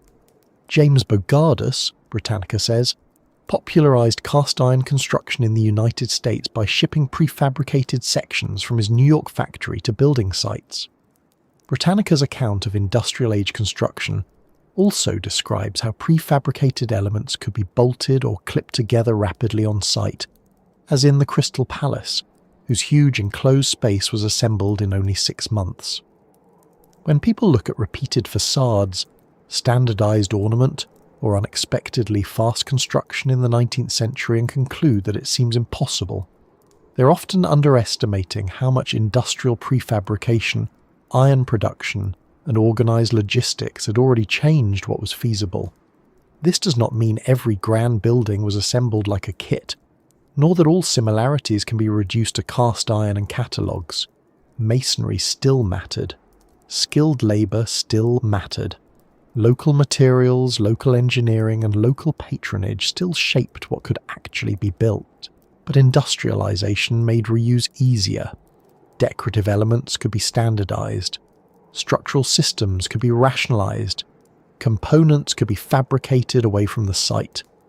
The result was that architecture could begin to look more internationally coordinated even when it was still being adapted locally. One city might quarry stone and carve ornament with local hands, another might import iron fronts or design ideas, and a third might combine a conventional masonry shell with a style borrowed through education and print. To a later observer, these can all read as uncanny repetition. In reality, they are often a mixture of shared aspiration and increasingly efficient means of copying. World's fairs and international exhibitions amplified that process. Britannica's account of the 1893 World's Columbian Exposition describes the White City of Chicago as a complex of grand classical facades, planned as a cohesive whole, electrically lighted at night, and deeply influential. Britannica links it directly to a resurgent interest in classical architecture and to the City Beautiful movement, while UNESCO's nomination material for Melbourne's Royal Exhibition Building notes that the Chicago Exposition's buildings were largely Beaux-Arts in character and derived from French academic models. These events mattered because they turned architectural style into mass spectacle. Millions of visitors could suddenly walk through an idealized city of neoclassical grandeur and carry the memory of it home. Civic leaders, planners, and architects then imitated what had impressed them. So if buildings in distant cities begin to resemble one another more strongly after the late 19th century, that is not evidence of a hidden past resurfacing. It is often evidence of architectural fashion being internationalized through exhibitions, publications, and professional networks. This is one reason the familiar feeling can be strongest with public buildings. Private domestic architecture is often more local, more constrained by climate, habit, and cost. But civic architecture is where imitation becomes almost a duty. If a municipality wants a museum, it looks at other museums. If a capital wants a legislature, it studies other legislatures. If a railway company wants a terminus that announces wealth and order, it borrows from whatever style currently best performs that message. By the late 19th and early 20th centuries, the world had dense enough channels of communication that these borrowings could become impressively consistent. The result is a landscape in which power keeps choosing versions of the same face. No wonder later viewers suspect coordination. There was coordination, just not necessarily of the secret kind. It was the open coordination of education, print culture, trade, imperial ambition, and professional taste. Still, the mainstream explanation should not be used lazily. It is not enough to say styles spread and then stop thinking. Architecture is never only style, it is labour, finance, material, engineering, demolition, reuse, patronage, and urban planning. Sometimes buildings really do outlive the records that best explain them. Sometimes later renovations alter dates or appearances. Sometimes a structure officially completed in 1 year sits on older foundations, incorporates earlier walls, or stands in a district repeatedly rebuilt after fire, war, or redevelopment. Sometimes what looks impossible to a modern viewer only looks that way, because modern construction culture has different incentives, different labour systems, and less patience for ornament. The 19th century could build at extraordinary speed when enough capital, organisation, and workers were concentrated on the task. That is a sober explanation, but it can still feel surprising because many of us have quietly assumed the past was less capable than it often was. There is another source of familiarity that deserves more respect than it usually gets, and that is the persistence of certain structural and visual solutions because they are simply good at what they do. Domes cover large central spaces efficiently. Arches distribute loads effectively. Repetitive windows light long halls. Stone and brick create visual mass that conveys permanence. A symmetrical facade helps organise circulation and ceremonial approach. Some design features repeat because they signify status. Others repeat because they solve recurring problems. When those two reasons overlap, architecture becomes especially conservative. It keeps choosing the same answers because they work technically and theatrically at once. A core house wants to stand up and look like authority. Classical forms are remarkably good at helping it do both. And then there are the cases that produce the strongest unease. Buildings in one region that appear astonishingly European, or buildings in former colonial and imperial cities whose scale seems out of proportion to local narratives about how quickly they were built. Here again, the explanation is often historical, but not always intuitive.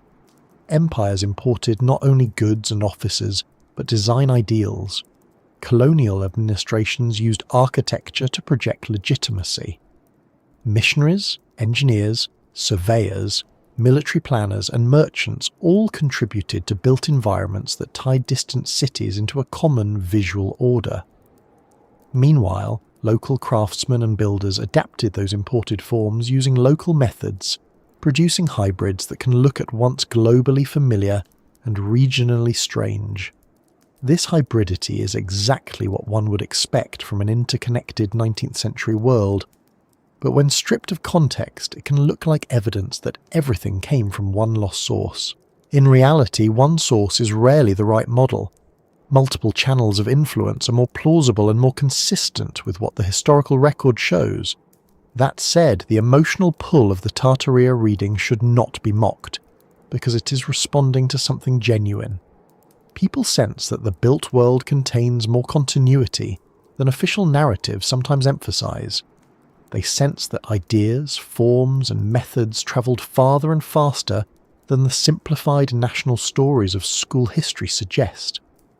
They sense that large public architecture often seems to belong to a supranational culture of power rather than to any one local tradition. Those instincts are not foolish. Where they go off course is in leaping from shared architectural language to shared hidden civilization. Similarity does not automatically imply common forgotten origin. Often it implies common reference material, common prestige goals, and common institutional training. It also helps to remember that architecture can look older, more unified, or more deliberate than the city around it, because it has been curated to do exactly that. Important buildings are repaired, restored, photographed, and preserved. Lesser structures disappear. Over time, what remains is a selective record weighted toward the monumental. This can make the past look more coherent than it was when lived in real time. A city that now appears full of stately classical institutions may once have been far more mixed, improvised, and uneven. The buildings that survived are the ones that were expensive, symbolic, and worth maintaining. Survival then feeds the illusion that an entire world was built to one grand plan when often only certain favoured pieces were. Yet even with all of that said, the architecture question should stay open in the right way. Not open to every dramatic claim, but open to careful examination. Which buildings were actually built when they are said to have been built? Which ones reused earlier fabric? Which styles arrived through which schools, manuals, patrons, and trade routes? Which ornamental systems were carved locally and which were cast elsewhere? Which photographs document construction clearly and which leave room for confusion? These are good questions. They lead into real history rather than out of it, and they also explain why the familiar feeling can be so hard to shake. Buildings are where abstraction hardens. A map label may come and go, but a courthouse, exhibition hall, cathedral, or railway station keeps standing there long after the argument has moved on. So the architecture feels strangely familiar for reasons that are both less sensational and more structurally important than a lost empire. The same classical and revival languages spread across Europe, the Americas, parts of Asia, and imperial networks through education, pattern books, exhibitions, state ambition, industrial fabrication, and repeated copying of what looked authoritative. Public institutions especially adopted this language because it made them look stable and dignified. Prefabrication and industrial materials made certain forms easier to repeat, while global circulation of drawings and ideas narrowed the stylistic distance between cities. None of this removes every puzzle, and it certainly does not remove the pleasure of looking twice at an old facade and wondering how it came to be there. But it does suggest that the deeper story is not that one hidden civilization built the world. It is that modernity itself became very good at producing familiarity on a monumental scale, and once you notice that, the next question is not only why buildings look alike, but how some of them came to look older, deeper, or somehow partially buried in the very cities that kept rebuilding around them. There is a certain kind of building that makes people stop walking without quite knowing why. It is usually larger than it needs to be, or at least larger than modern habits would suggest is sensible. The windows are tall, sometimes so tall, that they seem intended for a first floor that no longer exists. The stone base looks unusually deep. The doorway sits halfway below the level of the present street, or the stairs descend where one expects them to rise.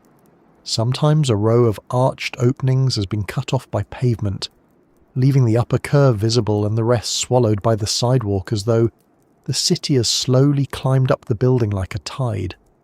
And once you notice that kind of thing, it becomes difficult not to keep noticing it.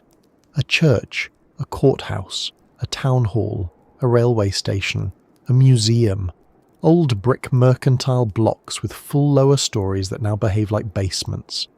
Elegant facades whose proportions seem to belong to a different ground level than the one standing in front of them today.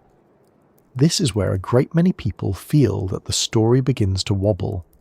Not because maps are vague, or because names changed, but because the stone itself seems to be offering a contradiction.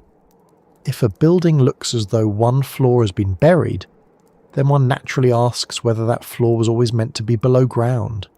If it was not, then what happened? Was the street raised? Was the building sunk? Was earth dumped against it? Was there some flood? Some catastrophe? Some reconstruction so extensive that one entire level of urban life simply vanished beneath the next? These are not foolish questions. In fact, they are exactly the right questions. The trouble begins only when one assumes there can be only one kind of answer.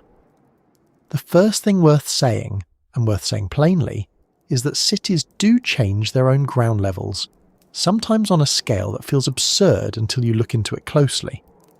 Modern people often imagine streets as permanent features, as though the surface underfoot were the one stable thing in urban life. It usually is not. Streets are raised, lowered, regraded, repaved, widened, narrowed, cut through hills, built over older surfaces, and reshaped to solve practical problems that mattered much more to the people doing the work than to the people who would later stare at the result and wonder whether a civilization had been swallowed. Drainage, sewers, floods, traffic, tram lines, rail approaches, fire rebuilding, retaining walls, embankments, river control, and simple municipal ambition have all altered the relationship between buildings and ground level in very ordinary, very documented ways. Once you know that, many strange lower floors begin to look less like secrets and more like evidence of large, messy urban adaptation. A building may have been designed with one street grade in mind and then forced to live with another. An entrance that once opened directly onto the pavement may later have required steps down or steps up. A service level may have become a basement only after the road outside was raised. A handsome lower row of windows may have been half obscured by later sidewalk construction. In some cases, entire districts were rebuilt after fire or redevelopment, and the new city simply sat slightly higher than the old one. Not because anyone intended to hide the past, but because building a functioning city often involves choosing practical solutions that the next century will find visually strange. That said, practical explanations do not remove the fascination. If anything, they make it stronger, because they remind us how dramatic normal history can be. We have a habit of underestimating what 19th century and early 20th century cities were willing to do. If a place was booming, crowded, unsanitary, commercially ambitious, and flush with enough money or desperation, it might undertake works on a scale that now feels improbable. Streets could be lifted to improve drainage. Entire blocks could be regraded. Buildings could be altered rather than demolished because demolition cost time and money. Urban surfaces accumulated like layers in a geological section, except that instead of limestone and shale, you had cobbles, brick, fill, sewer works, tram tracks, asphalt, and whatever the municipal engineers of the day had decided would finally solve the problem that had annoyed the mayor for years. And of course, cities almost never solve one problem without creating another. Raise a street and you inconvenience every doorway on it. Change a grade and you change where water goes, where wagons stop, where cellars flood, how windows ventilate, where shopkeepers display goods, how stairs are arranged, how light enters a lower room, and whether yesterday's respectable ground floor becomes tomorrow's awkward half-basement. The building remains, but its relationship to the city shifts around it. Then later viewers arrive, notice the mismatch, and assume something more mysterious must have happened because the visible result looks too dramatic to belong to a mundane civic improvement scheme. But history is full of mundane civic improvement schemes that left dramatic scars. There is another way buildings become misleading, and that is through the simple fact that they are rarely as single-aged as they appear. A facade can be newer than the structure behind it. A grand public hall can stand on earlier foundations. A warehouse can be refaced to match a fashionable civic style. A church can incorporate masonry from an older phase.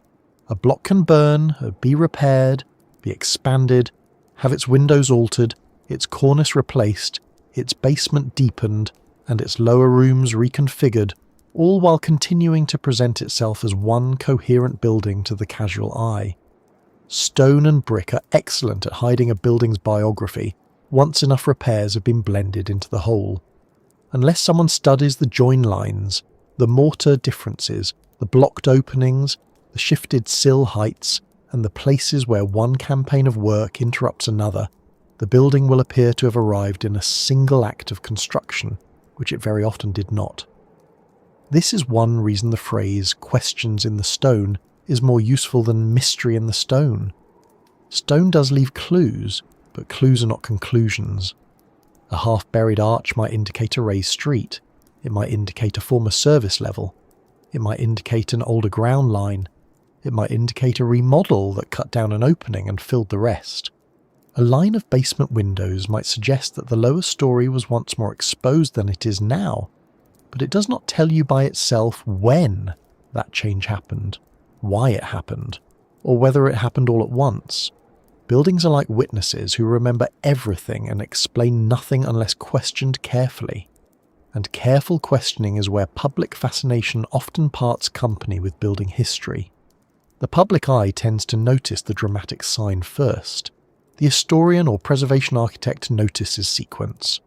Not just what is strange, but what is earlier than what interrupts what, where the materials change, whether the floor levels align, whether the internal stair corresponds to the present entrance, whether the cellar walls belong to the same campaign as the upper masonry, whether the window proportions make sense for a basement of that date, whether the street outside is known to have been regraded, whether old photographs show a different curb height, whether municipal plans recorded works on that block, whether utility installation accounts for infill, whether the lower courses show prolonged soil contact or later paving against them.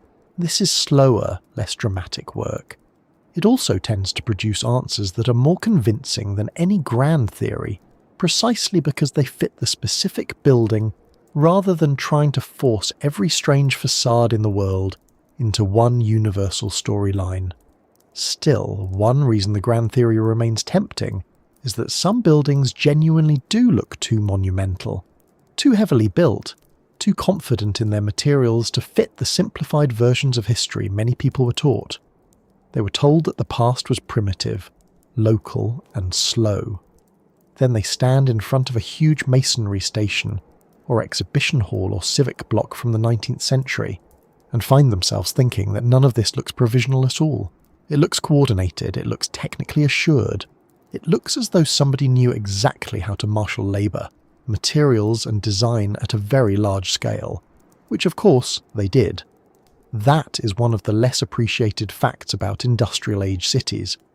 They were capable of extraordinary construction efforts, not because they had secret lost technology, but because they had concentrated labour, organised capital, expanding transport, standardising engineering knowledge, and a strong appetite for public display. Once railways, foundries, quarries, brickworks, machine shops, and large contracting networks were operating together, a city could build faster and grander than many modern people imagine. Add a fire, a boom, or a political desire to look important, and the result could be a burst of construction that later generations struggle to visualize.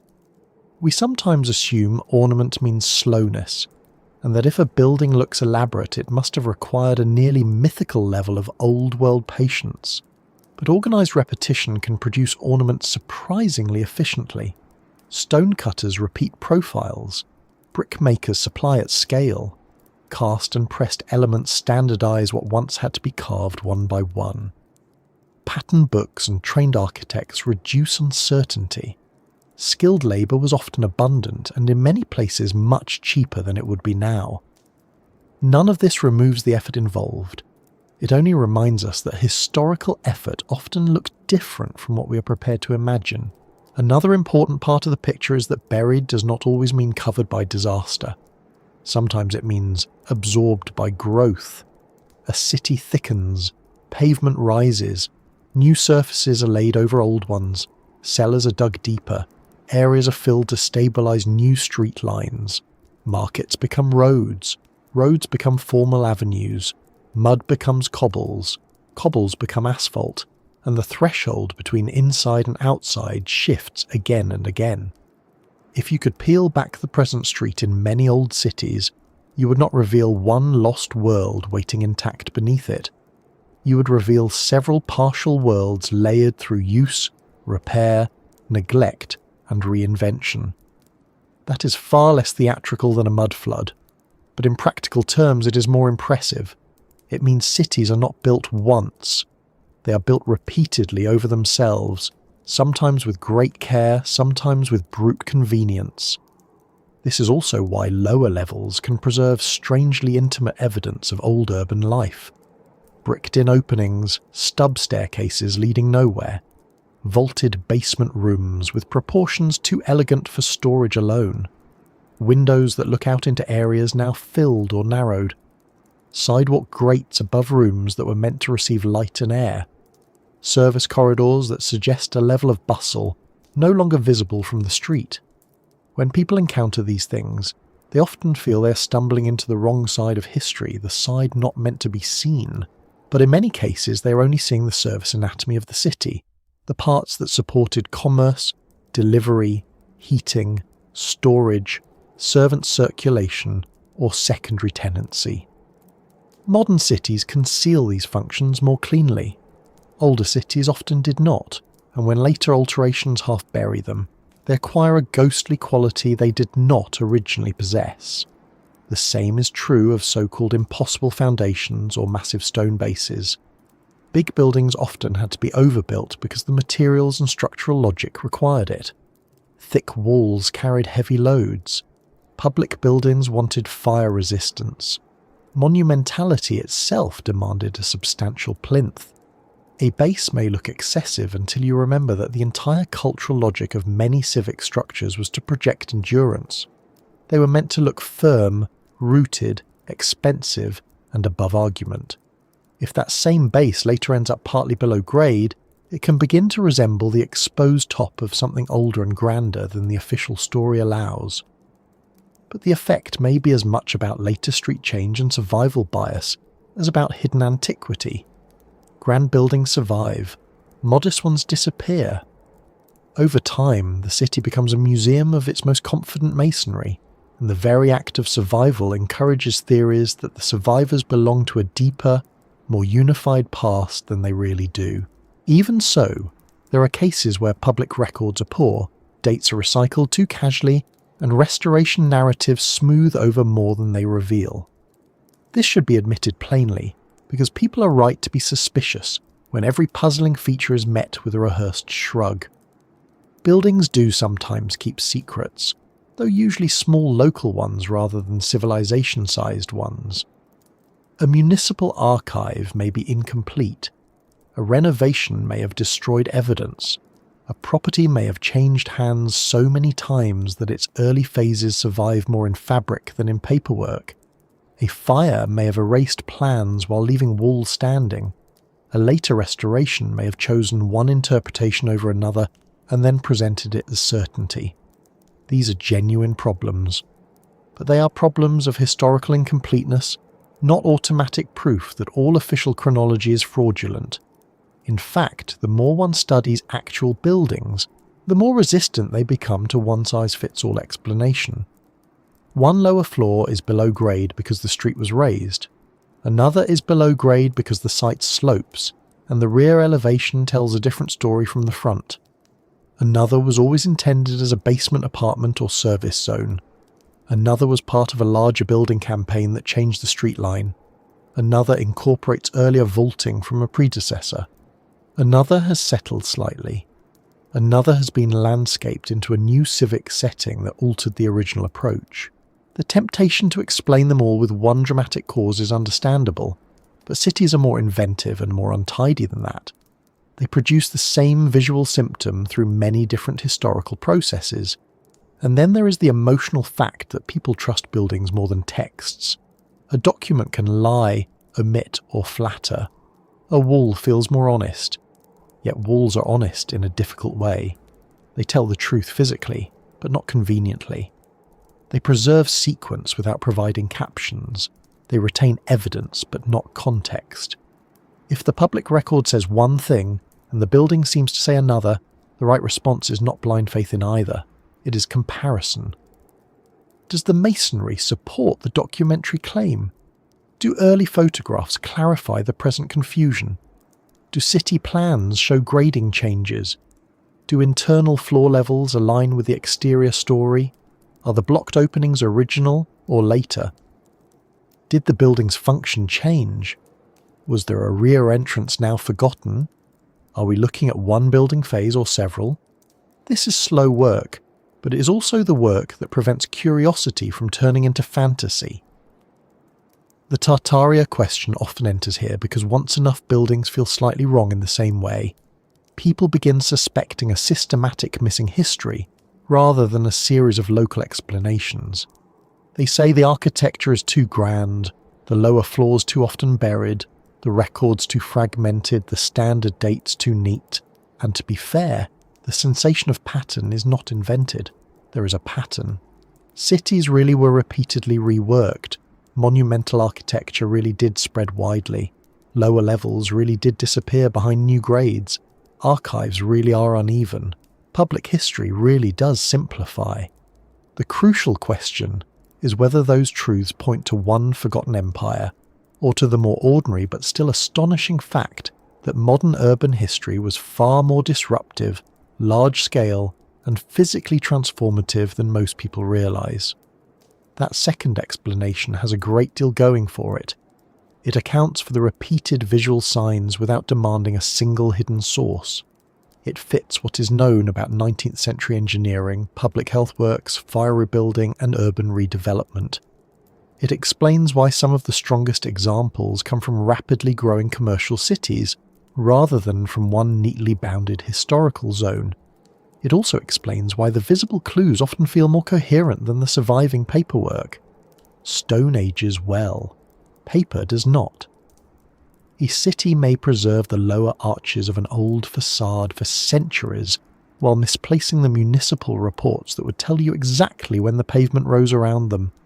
In that gap between durable masonry and fragile records, imagination moves in very quickly. And perhaps that is the most useful thing to notice here. The questions in the stone are real. The unease is real. The mismatch between what a building seems to say and what a tidy modern summary says can be very real indeed. But that does not mean the building is pointing us toward one giant hidden answer.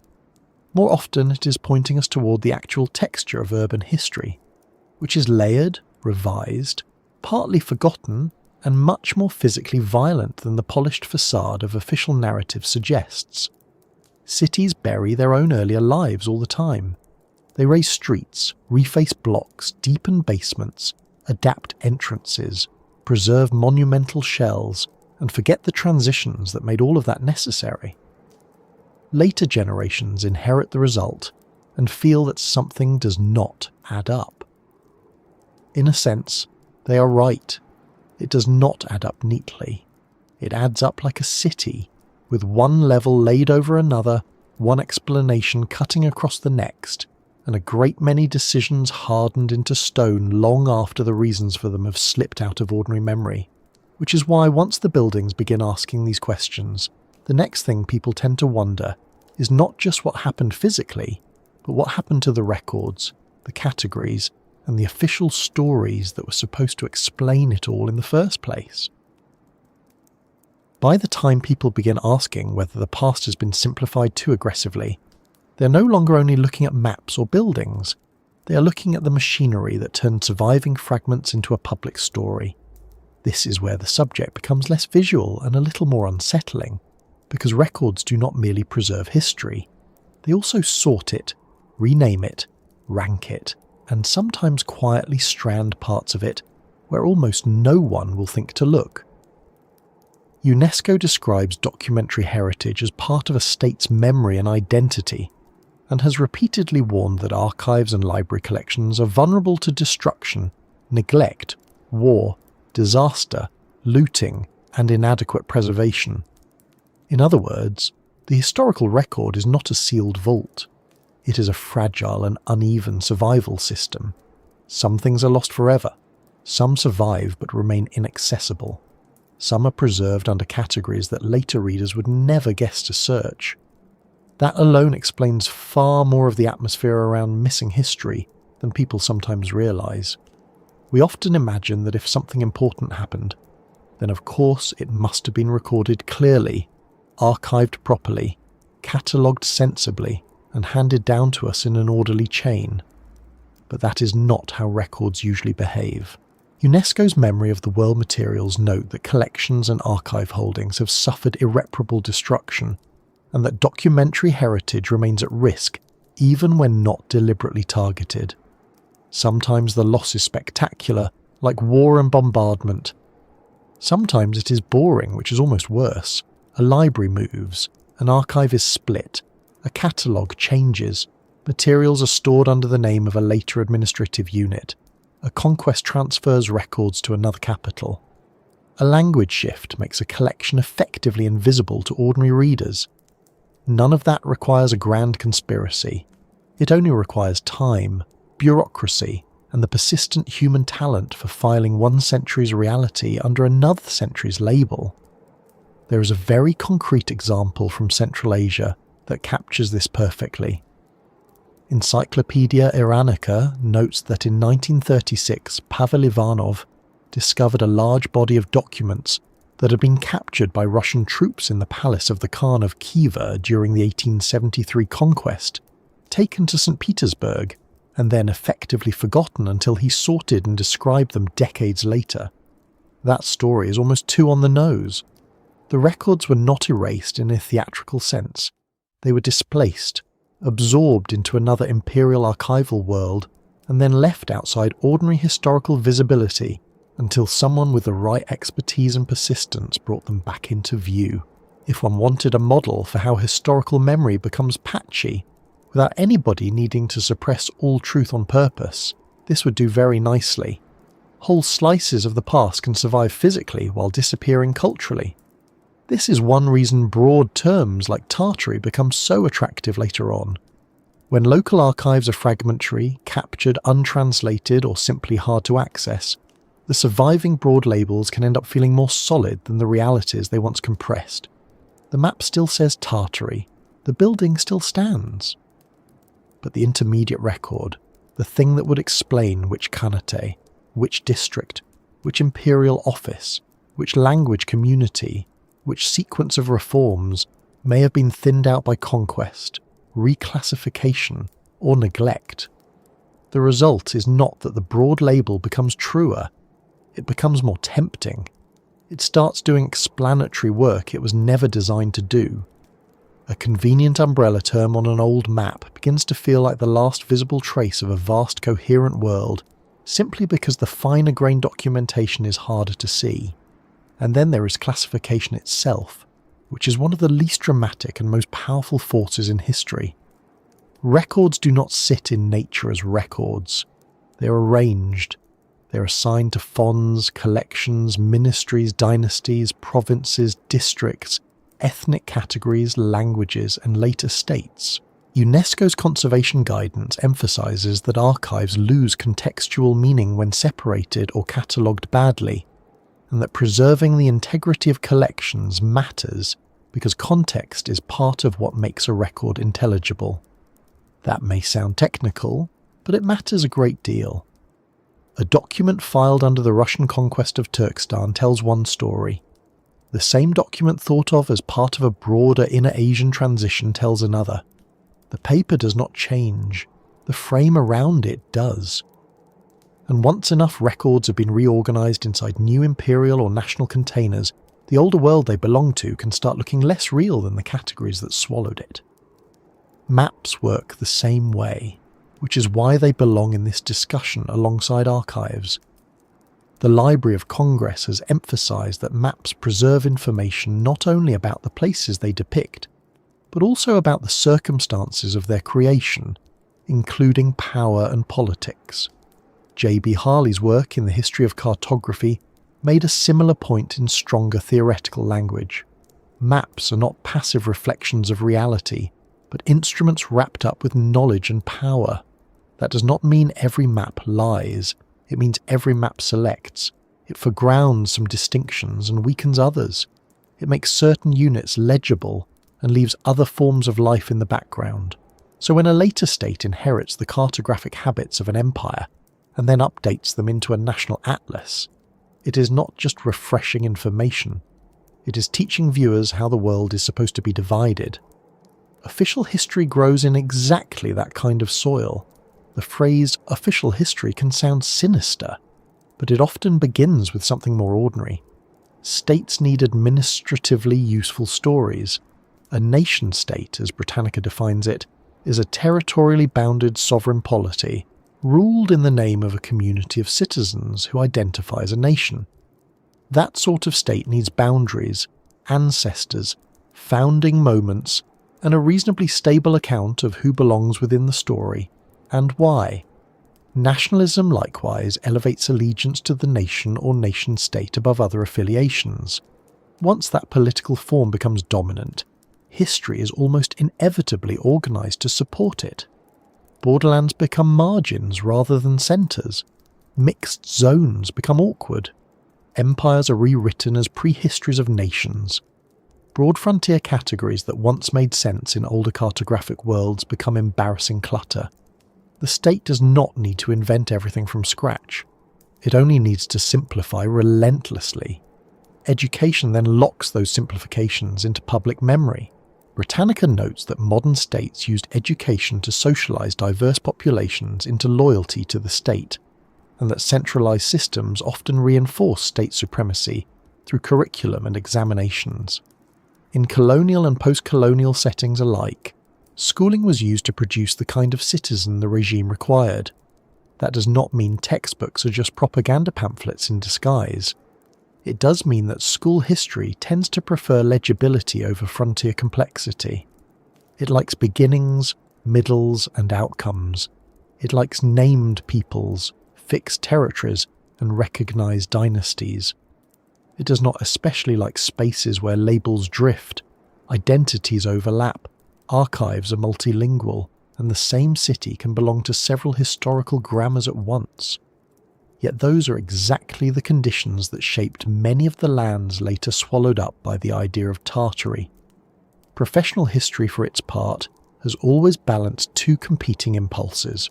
On the one hand, historians want discipline methods, source criticism, chronology, and evidentiary caution.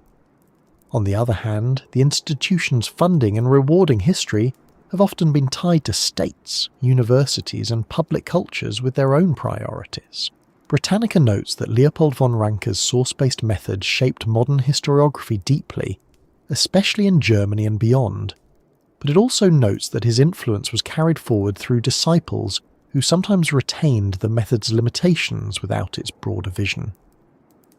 Meanwhile, historical writing in the 19th century often served national purposes, exalting the state and placing present political identities inside a longer moral narrative. So, official history is rarely pure fabrication, but it is also rarely neutral. It is usually a compromise between rigorous method and the demands of a polity that wants its own existence to feel natural, ancient, and justified. This is where many modern suspicions become understandable, even when the larger conspiracy model remains weak. People notice that the public story often seems too neat. They notice that once a region is folded into the administrative language of a stronger state, older labels disappear quickly. They notice that school history tends to move briskly past zones of overlap and argument. They notice that archives are not all equally visible. They notice that records from conquered polities may survive only in the repositories of the conqueror. They notice that categories like race, tribe, province, district, or nation are often imposed or sharpened by administration rather than simply discovered ready-made in the world. None of those observations proves a hidden global civilization, but they do show why official history can feel thinner than the reality it claims to summarize. It is also worth noticing how much historical disappearance is really a matter of translation. A place may not vanish. Its name may change language. A people may not vanish. They may be recategorized under a different ethnonym. A polity may not vanish. Its records may be split between imperial, provincial and local archives under later headings. Even communities can end up known by names first popularized by outsiders. Encyclopedia Iranica notes, for example, that Bukharan Jews was an appellation first adopted by Russian travellers and later by British and Indian travellers, rather than a timeless self-description. That's a small example, but it points to a larger pattern. Names often travel into the archive from the outside. Once there, they harden. Later readers mistake the archival category for the only natural reality that ever existed. The same process can make large historical zones feel artificially absent in retrospect. When a broad term like Tartary is broken apart into Siberia, Xinjiang, Mongolia, Turkestan, Kazakhstan, Crimea, and a patchwork of imperial provinces, protectorates, and later nation-states, the modern reader may feel that something enormous has been dissolved. In one sense, something has. A broad mode of seeing has been replaced by a more detailed one, but detail does not automatically equal neutrality. It can also be a way of redistributing memory. What was once perceived as a connected, if vaguely understood zone becomes a set of administratively distinct spaces. Each then receives its own official story, usually told from the vantage point of the state that came to dominate it. The old umbrella term fades not because all its contents were imaginary, but because later systems of knowledge had different priorities, and this is why missing records and standardized narratives often produce the illusion of a single hidden answer. The human mind dislikes patchiness. If one archive is incomplete, another captured, another untranslated, and the textbook summary too smooth, it is tempting to imagine that all the gaps point in one direction, but gaps can have different causes at once. UNESCO's preservation materials, the Kiva archive example, and the broader history of nationalist education all suggest a messier picture. Records are lost through war and neglect. Records are displaced through conquest. Records are reorganized through cataloguing. Records are overshadowed by the state's need for usable stories. And then later audiences, seeing the smoothness of the official narrative and the roughness of the surviving evidence, conclude that the smoothness must be hiding one gigantic thing. More often it's hiding many medium-sized things, local histories, borderland ambiguities, administrative transitions, multilingual realities, and archives that never made it back into common circulation. That distinction matters for Tartaria in particular. The mainstream historical view remains that Tartary was not a unified advanced civilization erased from history, but a broad and shifting exnym used on Western maps for large parts of Eurasia. The evidence from major cartographic and reference sources supports that conclusion strongly. Yet it is also true that the regions gathered under that label were later reorganized under Russian, Qing and modern national frameworks, that their records were not preserved evenly, and that official history often has little patience for explaining older naming systems except in passing.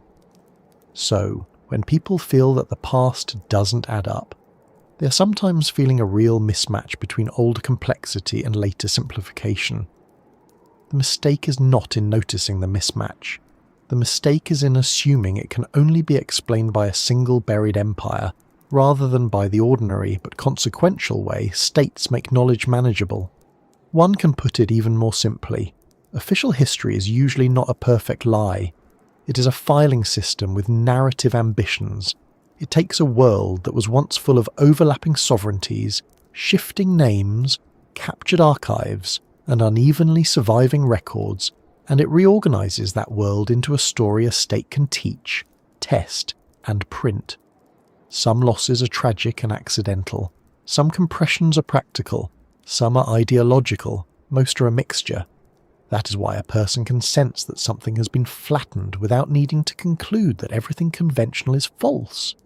The real challenge is harder and less cinematic, to recover complexity from records that survive unevenly, through categories that changed, inside institutions that were never designed to preserve ambiguity for its own sake.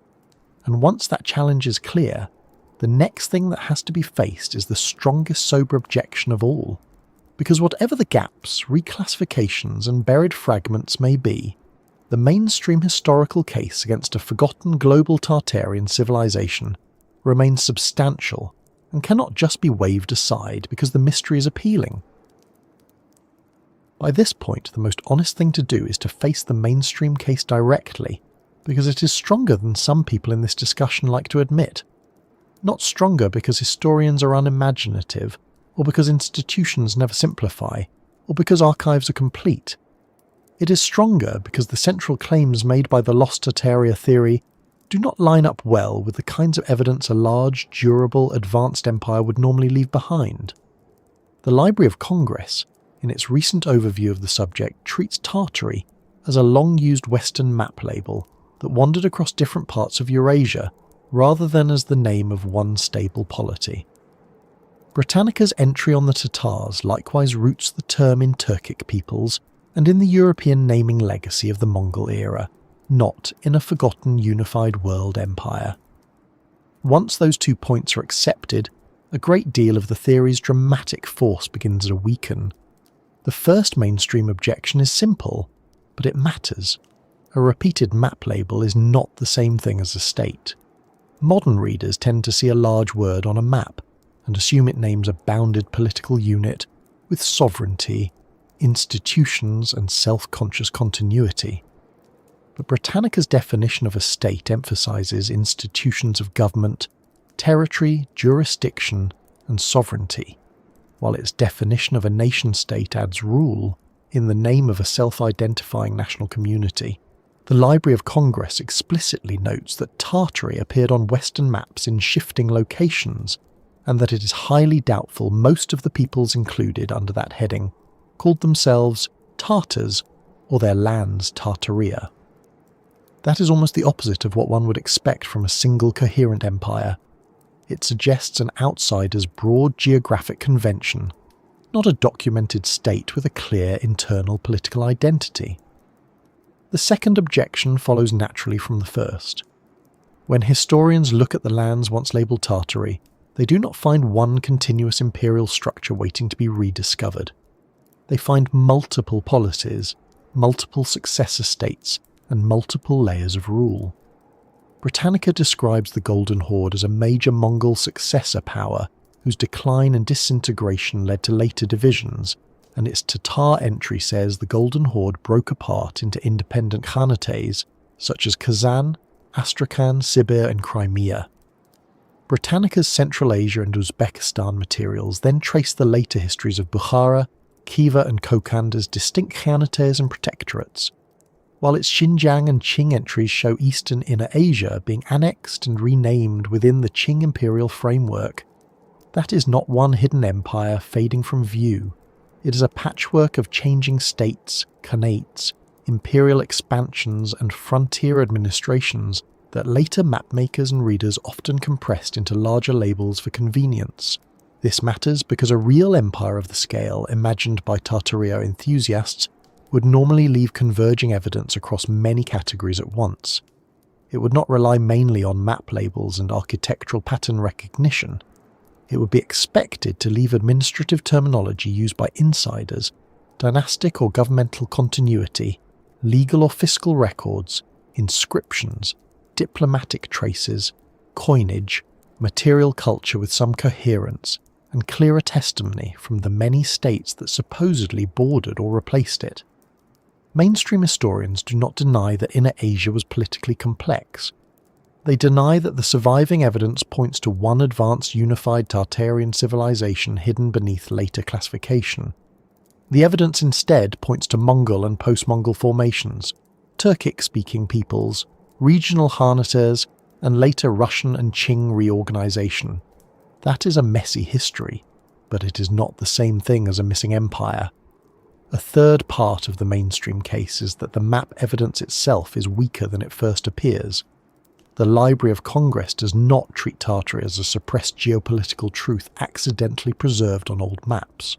It treats it as a historical place name used across European and American map traditions for several centuries, with variable location and scope.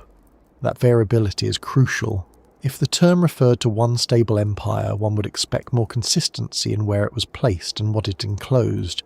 Instead, the term's movement across maps suggests that it functioned as an umbrella for regions Western mapmakers associated, however loosely, with Tatars, Mongol successor zones, and the broad interior of Asia.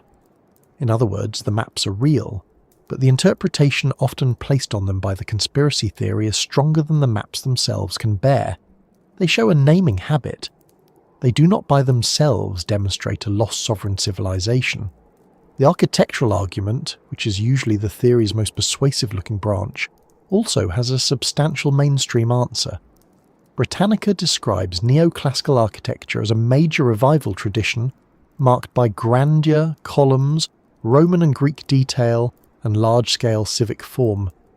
It also notes that Beaux-Arts design became internationally dominant for many new public buildings in expanding cities and national governments.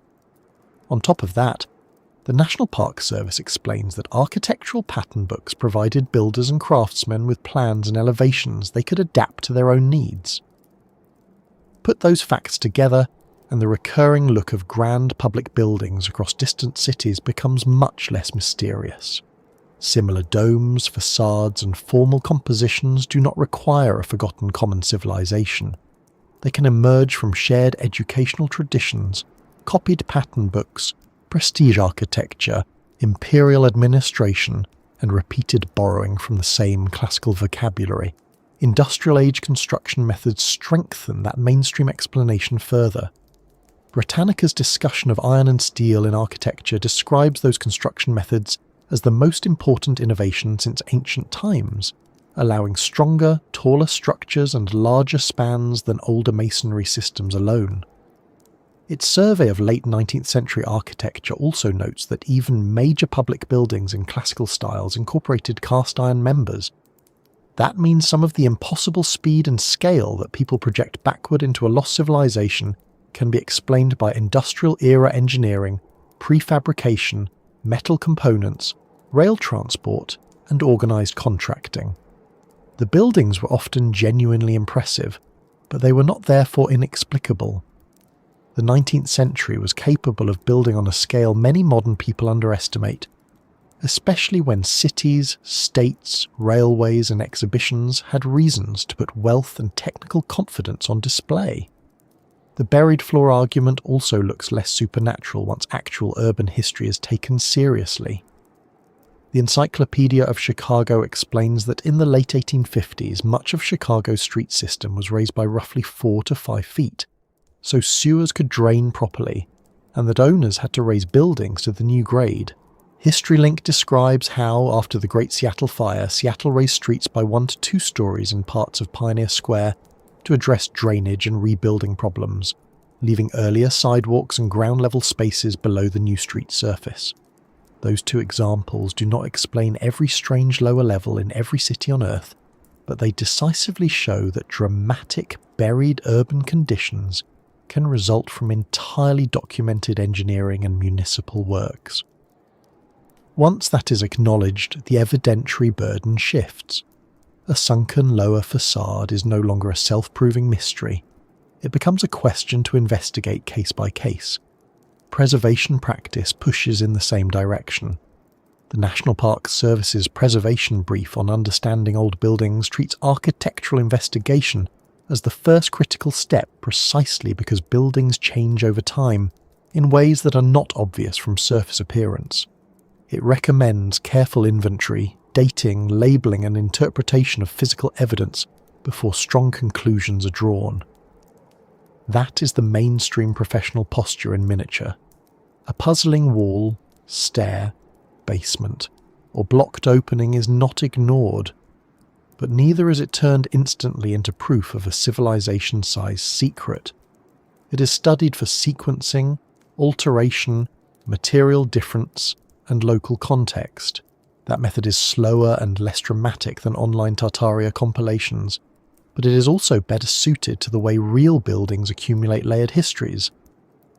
Another strong mainstream objection is methodological. The Tartaria theory often works by accumulating anomalies of different kinds and treating them as though they all point to one hidden source. A broad map label, a classical public building, a sunken window line, a patchy archive, and a standardized school narrative are assembled into one explanatory package. But those clues come from different historical processes. The map label belongs largely to Western cartographic convention. The architecture belongs to revival styles, pattern books, and industrial-era prestige building. The lowered street relationship may belong to regrading, drainage, or repeated urban rebuilding. The patchy archive may belong to conquest, displacement, cataloguing, or plain neglect.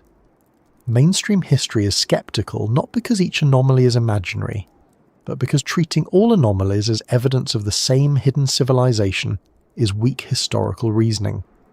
Similar-looking puzzles are not automatically one puzzle. There is also the question of proportion. Extraordinary historical claims need proportionately strong evidence. A claim that Tartary was merely a shifting exonym used by Western map makers for large parts of Eurasia is modest, and it fits the available cartographic and reference evidence well. A claim that Tartary was a unified advanced civilization whose memory was erased from official history is much larger. For that larger claim to succeed, one would expect direct evidence that is comparably large and comparably unified. Yet what is usually offered instead is indirect evidence. Broad labels, suspicious absences, visual similarities, and dissatisfaction with modern narratives. Those may justify curiosity, but curiosity is not confirmation. The mainstream case is not that nothing strange ever happened. It is that the known evidence is much better explained by broad naming, political fragmentation, imperial expansion, style transmission, industrial-era construction, and archival unevenness than by a single hidden empire. It is also worth saying that mainstream historians are not especially committed to a perfect or tidy version of the past. Britannica's definitions of nationalism and the nation-state make clear that modern states organise populations through territorial and political narratives, and anyone who has looked at textbooks across different countries knows that official history is often selective and self-serving. So the mainstream objection is not, institutions never simplify or distort. They obviously do. The objection is narrower and stronger. Simplification, archival loss, and national myth-making do not automatically add up to a hidden Tartarian empire. They more often add up to the ordinary behaviour of modern states and empires, which is to reorganise messy historical zones into manageable stories and administratively useful maps. That can flatten reality without requiring a grand buried civilization underneath the flattening, and that, perhaps, is the most important point in the whole mainstream case. You do not have to believe the standard textbook version of every frontier, every building date, every imperial archive, or every national summary to reject the lost empire theory. One can accept that maps simplified, that states renamed, that archives were displaced, that architecture spread through imitation and power, that cities buried their own earlier surfaces, and that public narratives often iron out local complexity, while still concluding that Tartaria was not a unified forgotten superstate. In fact, that middle position is exactly where the best evidence tends to lead. The past was messier than official stories often admit, but not necessarily in the way the myth claims, which leaves us in an interesting place. The mainstream case against a forgotten empire is substantial. The map term was broad and unstable. The political history of the region is plural, not singular. The architecture has known transmission routes. The buried floors have documented urban explanations. The archival gaps are real, but they point more naturally to loss, conquest, reclassification, and simplification than to one erased global civilization. And yet the theory persists, which tells us something important in itself. It tells us that people are not drawn to Tartaria only because they are careless with evidence. They are also drawn to it because the modern historical world is full of gaps, repeated forms, layered cities, renamed regions, and official stories that often feel too clean for the physical remains they are meant to explain.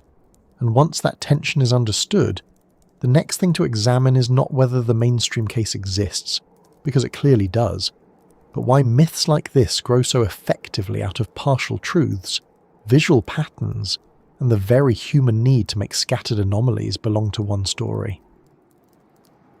By the time a theory like Tartaria takes hold in the imagination, it is usually doing more than making a historical claim. It is offering a way of thinking about uncertainty itself. That is one reason these stories can survive even after many of their individual pieces have been challenged. They are not held together only by evidence. They are held together by a particular emotional logic. A person sees a broad old map label, a grand building in an unexpected place, a lowered street line, a fragmented archive, and a modern explanation that sounds too neat, and the mind begins to prefer one large hidden story over several smaller visible ones. The appeal is easy to understand. One great answer feels more satisfying than 5 partial ones. It turns scattered unease into structure. It makes the world feel less random, even when the price of that comfort is believing something larger than the evidence can really support. Research in social psychology has repeatedly found that conspiracy beliefs are linked to uncertainty, anxiety, and threat, and that these beliefs often seem attractive because they promise to impose meaning and agency on confusing events. That does not mean people who are drawn to such theories are foolish. It means they are human. Human beings are pattern-finding creatures to an almost reckless degree. Britannica defines apophenia as the perception of patterns or connections between unrelated or random data, objects, and ideas where no such pattern actually exists, and describes pareidolia as a visual form of that tendency, in which familiar patterns are perceived in random stimuli. Those words sound clinical, but the habit itself is ordinary. It is part of how we survive and think. We are constantly scanning the world for coherence, cause, symmetry, and repetition. Most of the time this is useful. We notice seasonal rhythms, social cues, facial expressions, structural similarities, and repeated dangers because noticing patterns is what minds are for. The difficulty comes when a real pattern and an imagined pattern begin to overlap so smoothly that they become difficult to separate. Tartaria is fertile ground for that overlap because it contains both kinds at once. The old maps are real, the repeated architecture is real, the archival gaps are real. The temptation is to assume they must all belong to one hidden design. That is why myths of this kind rarely grow from nothing. They grow from partial truths. In fact, partial truths are often the best possible fuel for them, because they provide just enough resistance to make the larger story feel earned rather than invented. If Tartary had never appeared on old maps, the myth would have no spine. If all grand architecture were obviously local and unrelated, the visual argument would have much less force. If the historical record were perfectly complete and easily accessible, there would be fewer cracks for a larger theory to expand inside. But history is not arranged so helpfully. It is full of broad labels, reused forms, lost papers, renamed regions, and official summaries that flatten complexity. The myth steps into that landscape and performs a kind of narrative welding. It takes true fragments and binds them into a false totality. That is much more persuasive than pure fantasy because every piece carries a little weight of its own. Confirmation bias then does the rest of the work with quiet efficiency. Britannica defines confirmation bias as the tendency to look for, interpret, and remember information in ways consistent with one's existing beliefs, while discounting contrary evidence. Once someone begins to suspect that Tartaria was a forgotten empire, almost everything unusual starts arriving pre-highlighted. An old building with a buried lower floor becomes evidence. A map label becomes evidence. A gap in school history becomes evidence. An archival oddity becomes evidence. Meanwhile, the things that complicate the theory, such as the known spread of neoclassical design, the documented raising of city streets, the broad and unstable use of the term Tartary on Western maps, or the plurality of actual Khanids and imperial frontier zones across Inner Asia, begin to feel less interesting because they do not intensify the mystery. The believer is not usually lying. They are sorting. and once the sorting rule has become keep what enlarges the pattern can grow almost indefinitely. There is also the matter of agency, which conspiracy research treats as central. The social psychological literature summarised by researchers such as Karen Douglas and Jan Willem van Prooijen emphasises that conspiracy beliefs are often driven by a need to see intentional hidden actors behind major events, especially under conditions of uncertainty or perceived threat. A scattered, accidental, bureaucratic, layered history is cognitively unsatisfying. It feels weak, it feels undesigned, it offers no villain worthy of the confusion. But once hidden elites, erased empires, or deliberate historical suppression enter the picture, the confusion becomes a plot. The world regains direction. Even the mistakes begin to look meaningful. This is one reason official history can become such a potent phrase. It offers both an antagonist and an explanation at the same time. If the public story feels too clean, the mind quickly asks who cleaned it. And yet, part of what makes Tartaria different from more obviously fanciful ideas is that the suspicion toward official narratives is not entirely misplaced. States really do standardize history. Archives really are displaced. School systems really do prefer neat stories to frontier ambiguity. Buildings really are reinterpreted by later restorations. Old regional labels really are retired when more specialised administrative language takes over. This is where the theory acquires its strongest emotional protection.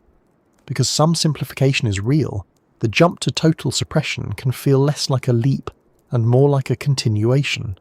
If institutions flatten things in one domain, why not all domains? If one archive vanished into an imperial repository, why not many? If one official date is disputed, why not the whole timeline? The movement from justified suspicion to total narrative inversion is often gradual, and that gradualness is what makes the resulting myth hard to dislodge. It does not begin by rejecting every authority.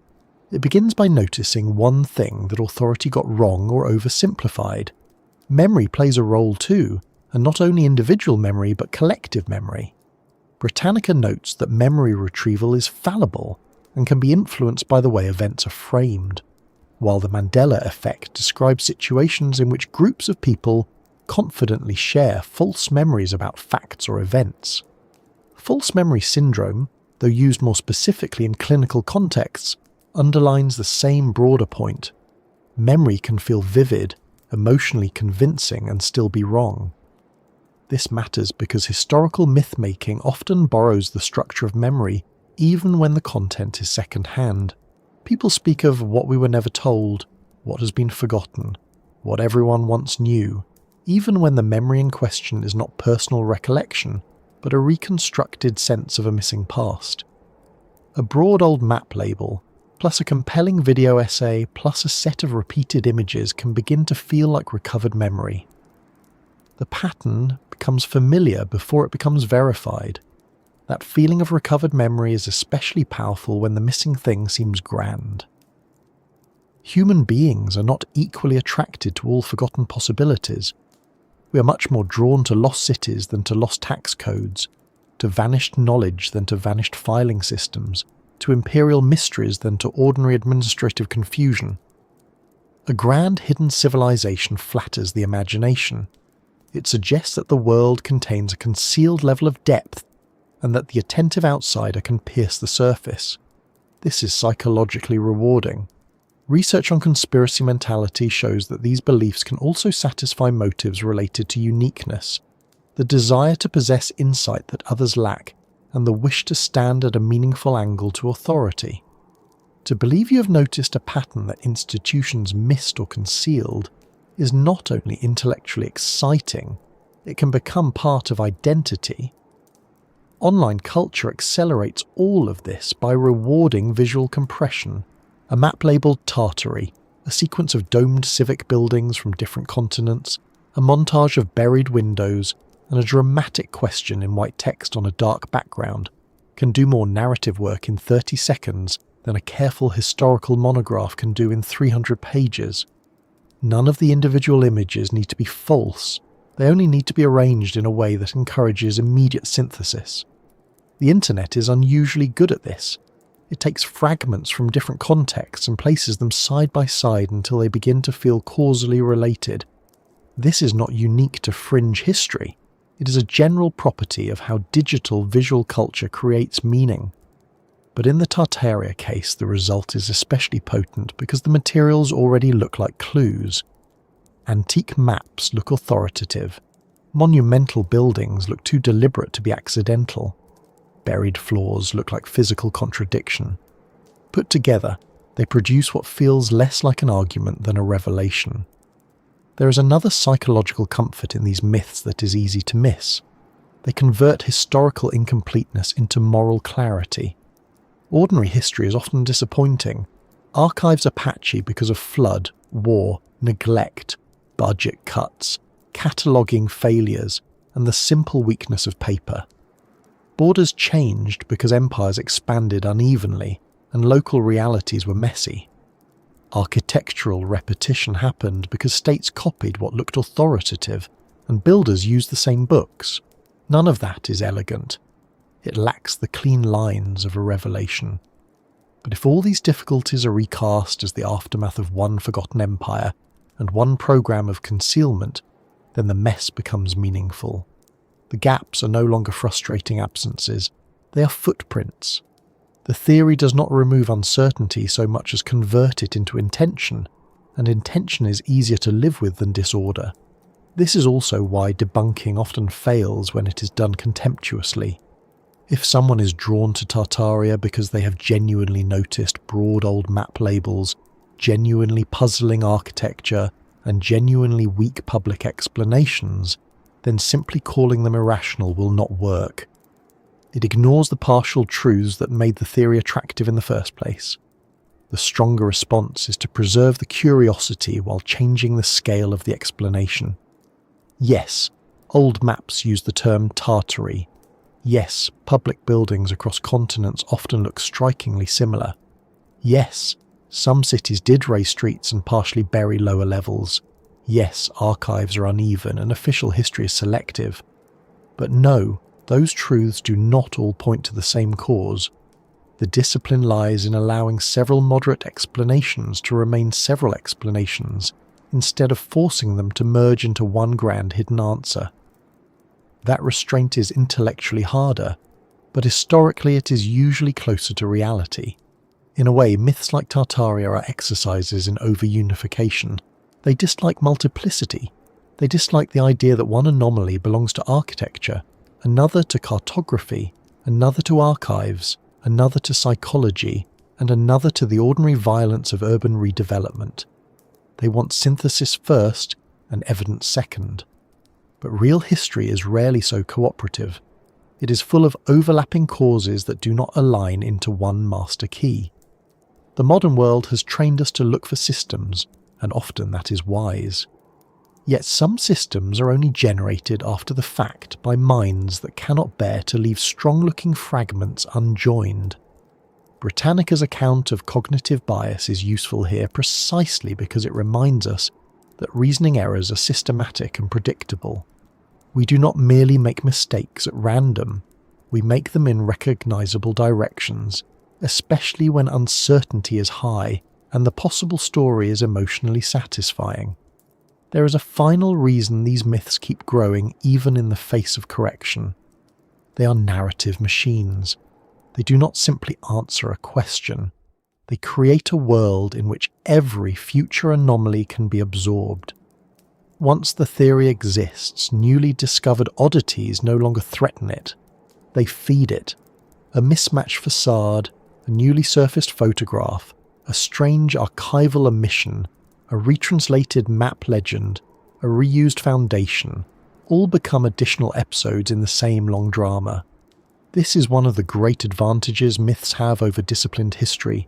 History often has to say, this does not yet connect, or these are separate issues, or the evidence is incomplete. A myth almost never has to say any of that. It can take ambiguity as proof of its own depth. And because ambiguity is abundant in history, the supply rarely runs out. Still, there is something worth preserving in the impulse that drives people toward these stories. It is the refusal to believe that the official summary is always enough. That refusal, by itself, is healthy. The past really is more complicated than the cleanest textbook version. Broad labels really did compress diverse worlds. Empires really did reorganize archives. Architecture really did travel through power and imitation. Urban surfaces really did rise and bury older relationships between street and wall. Those are not fantasies. They are the raw materials from which a better historical curiosity can be built. The challenge is to stop one step short of enchantment, to notice the pattern without insisting it must be total, to accept that some truths are linked while others merely resemble one another, to resist the pleasure of one great answer when several smaller answers fit better. So myths grow from gaps, patterns, and half-remembered truths, because those ingredients are powerful enough to satisfy both the eye and the mind. The gap invites suspicion. The pattern invites synthesis. The half-truth provides legitimacy. Add uncertainty, distrust of authority, selective memory, and the very human habit of seeing intention behind complexity, and the myth almost writes itself. Tartaria is not remarkable because it does this. It is remarkable because it does it so elegantly, gathering old maps, stone buildings, buried floors, and official simplifications into one story that feels deeper than the world it is trying to explain. The real task, then, is not merely to dismiss the myth or to surrender to it, but to ask what remains once the seduction of total explanation has passed. What is left if Tartaria was not a forgotten empire, but not merely a silly fantasy either? What exactly are we looking at when all the exaggeration is stripped away and only the underlying tension remains? So where does all of this leave us? After the maps, the buildings, the buried floors, the drifting labels, the misplaced archives, the standardized histories, and the persistent feeling that something in the official picture has been drawn just a little too neatly, what are we supposed to do with Tartaria? Is it an illusion? A modern mirage built out of old paper and half-seen stone?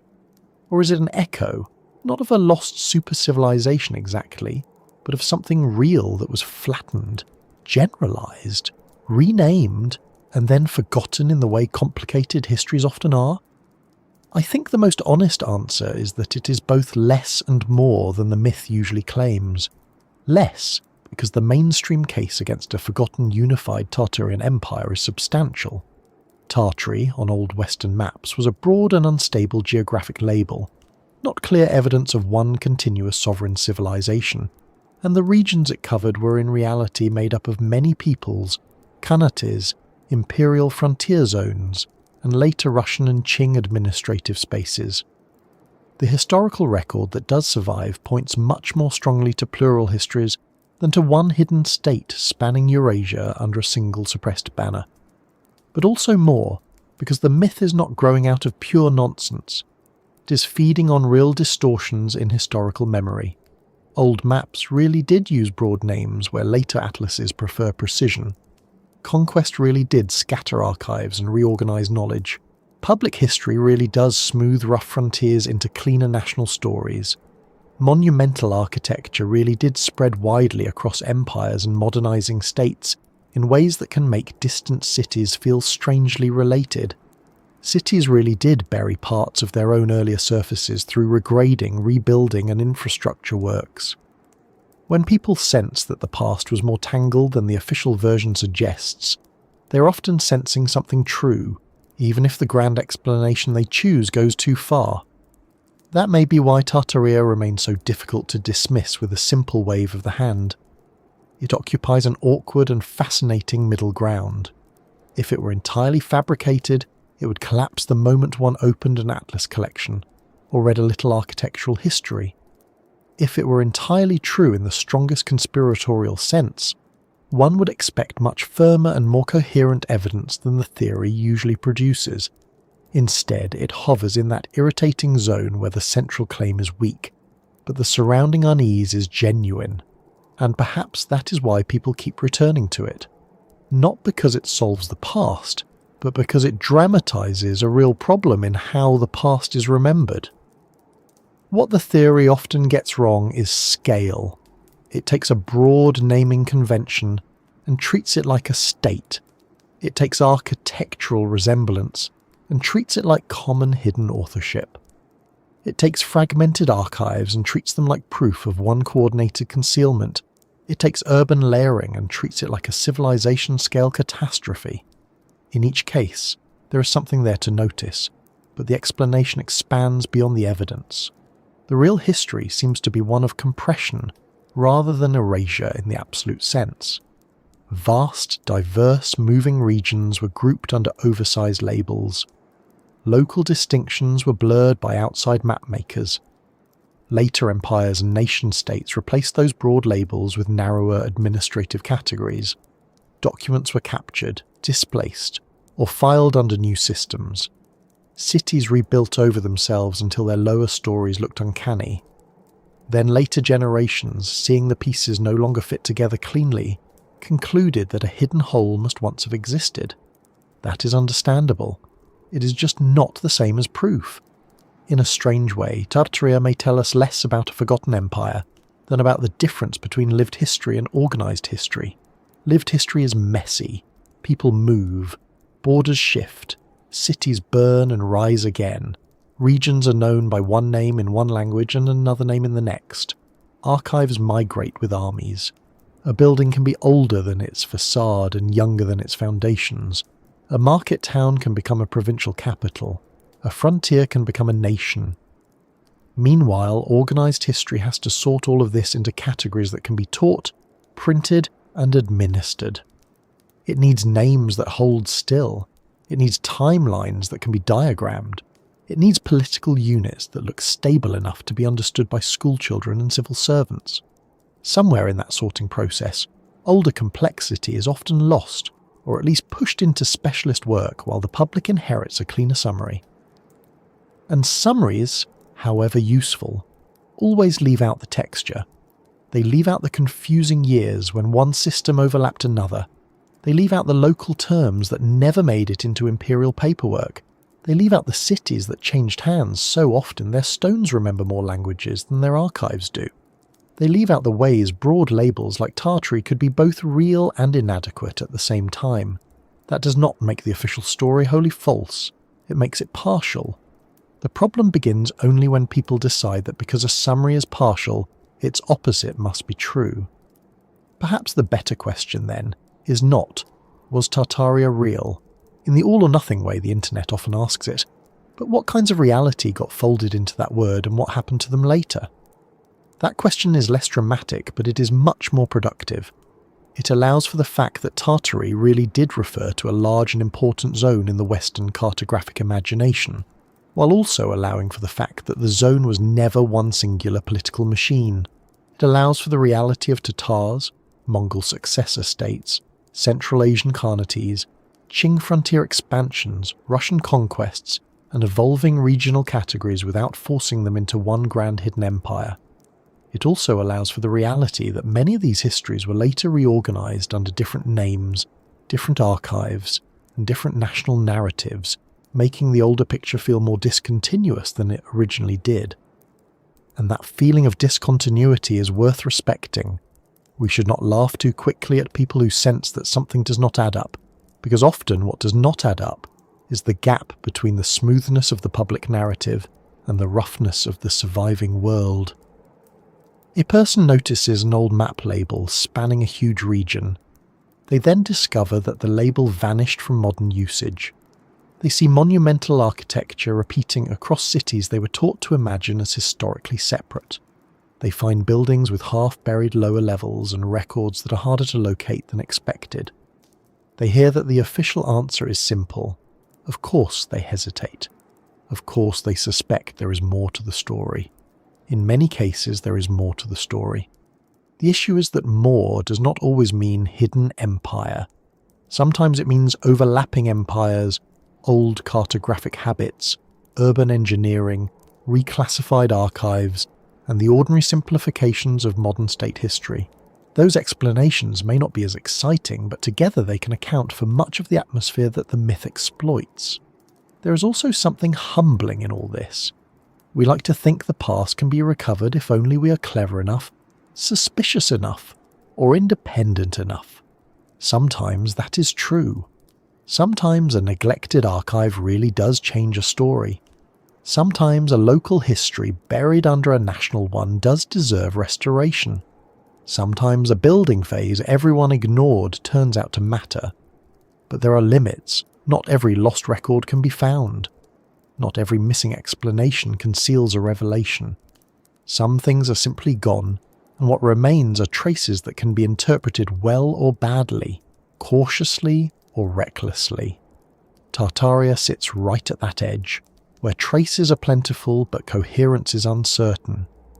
Maybe that is why the theory produces such strong reactions. To believers, it promises a recovered world. To skeptics, it looks like an avoidable hallucination. But perhaps it is more useful to treat it as a symptom. It is a symptom of how much trust in official narratives has eroded. A symptom of how visually persuasive old maps and old buildings can be. A symptom of how fragmented modern historical understanding often is outside professional scholarship. A symptom, too, of our discomfort with complexity. We would rather have one giant hidden answer than a dozen medium-sized truths that do not quite lock together. Yet history is very often made of those medium-sized truths. So perhaps Tartaria is best understood as an echo of several real things at once. An echo of the old Western habit of naming enormous regions too broadly. An echo of the Mongol and post-Mongol worlds that once connected huge stretches of Eurasia without becoming the single neat empire some modern theories imagine. An echo of archives displaced by conquest and later rediscovered or left unread. An echo of cities that physically layered themselves until earlier levels became uncanny. An echo of public histories that sand down borderlands because borderlands are difficult to teach. An echo of the human tendency to notice all of this, and then want one answer big enough to contain it. In that sense, the theory is not just wrong. It is wrong in an interesting direction. It overstates, but it overstates in response to genuine understatements elsewhere. It invents a totality because the official narrative often presents too little texture. It mistakes a broad historical discomfort for a single hidden truth. And because of that, completely dismissing it can sometimes miss the point. The better response is to separate the strong claim from the useful question. The strong claim is that there was a forgotten advanced Tartarian empire whose existence has been systematically erased. The evidence for that remains weak.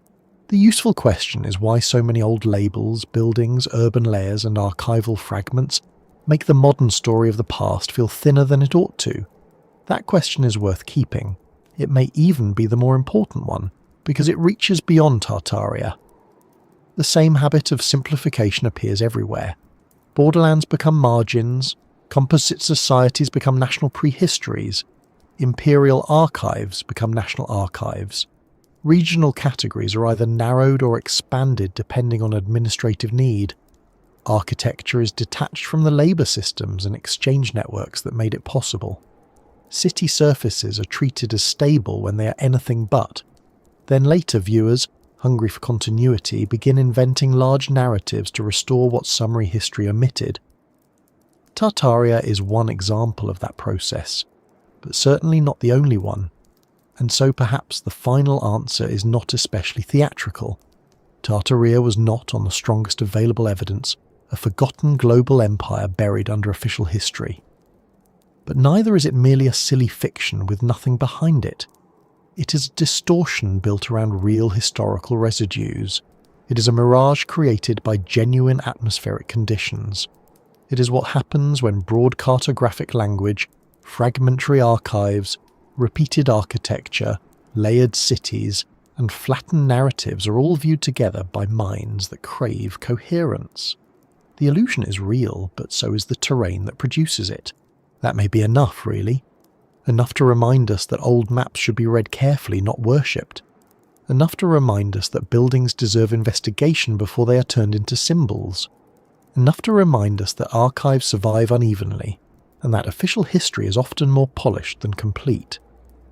Enough to remind us that skepticism is useful, but only when it is disciplined enough to remain sceptical of its own favourite revelations, and enough perhaps to leave us with a gentler kind of curiosity, one that does not need the lost empire in order to admit that the past is stranger, patchier, and more layered than the neatest summary suggests. And now, after all of that wandering through names, stones, empires, classifications, and the ways memory can drift away from the map that once held it, here we are again at the quiet edge of the evening, a little farther along than when we began. Perhaps not with a final answer so much as a clearer sense of the shape of the question. Which may be the better gift after all, because sometimes the past does not ask us to solve it completely. Sometimes it only asks that we look more carefully and more humbly at the things that seem not to add up. So before we let the night take the rest of the thought, I'll ask you one last time, where are you listening from, and what hour is it now where you are? Somewhere, perhaps, a street sits above another street. Somewhere an old label survives in a forgotten atlas. Somewhere a building keeps its lower windows half hidden and says nothing at all unless someone chooses to notice. And here, for this moment, there is only the quiet fact that history is rarely as settled as it appears, and that mystery sometimes survives not because the truth was erased, but because reality was always more complicated than the summary on the page. If this slow journey gave you something to think about, or helped you drift off while the questions did their gentle work in the background, I'd be very glad if you liked the video and subscribed. It helps this little space find others who enjoy ending the day with a puzzle that stays just open enough. And for now, wherever you are, and whatever story your city is quietly keeping under its own streets, I hope the night is calm, the mind is softening, and sleep finds you before the next old map convinces you to start another investigation.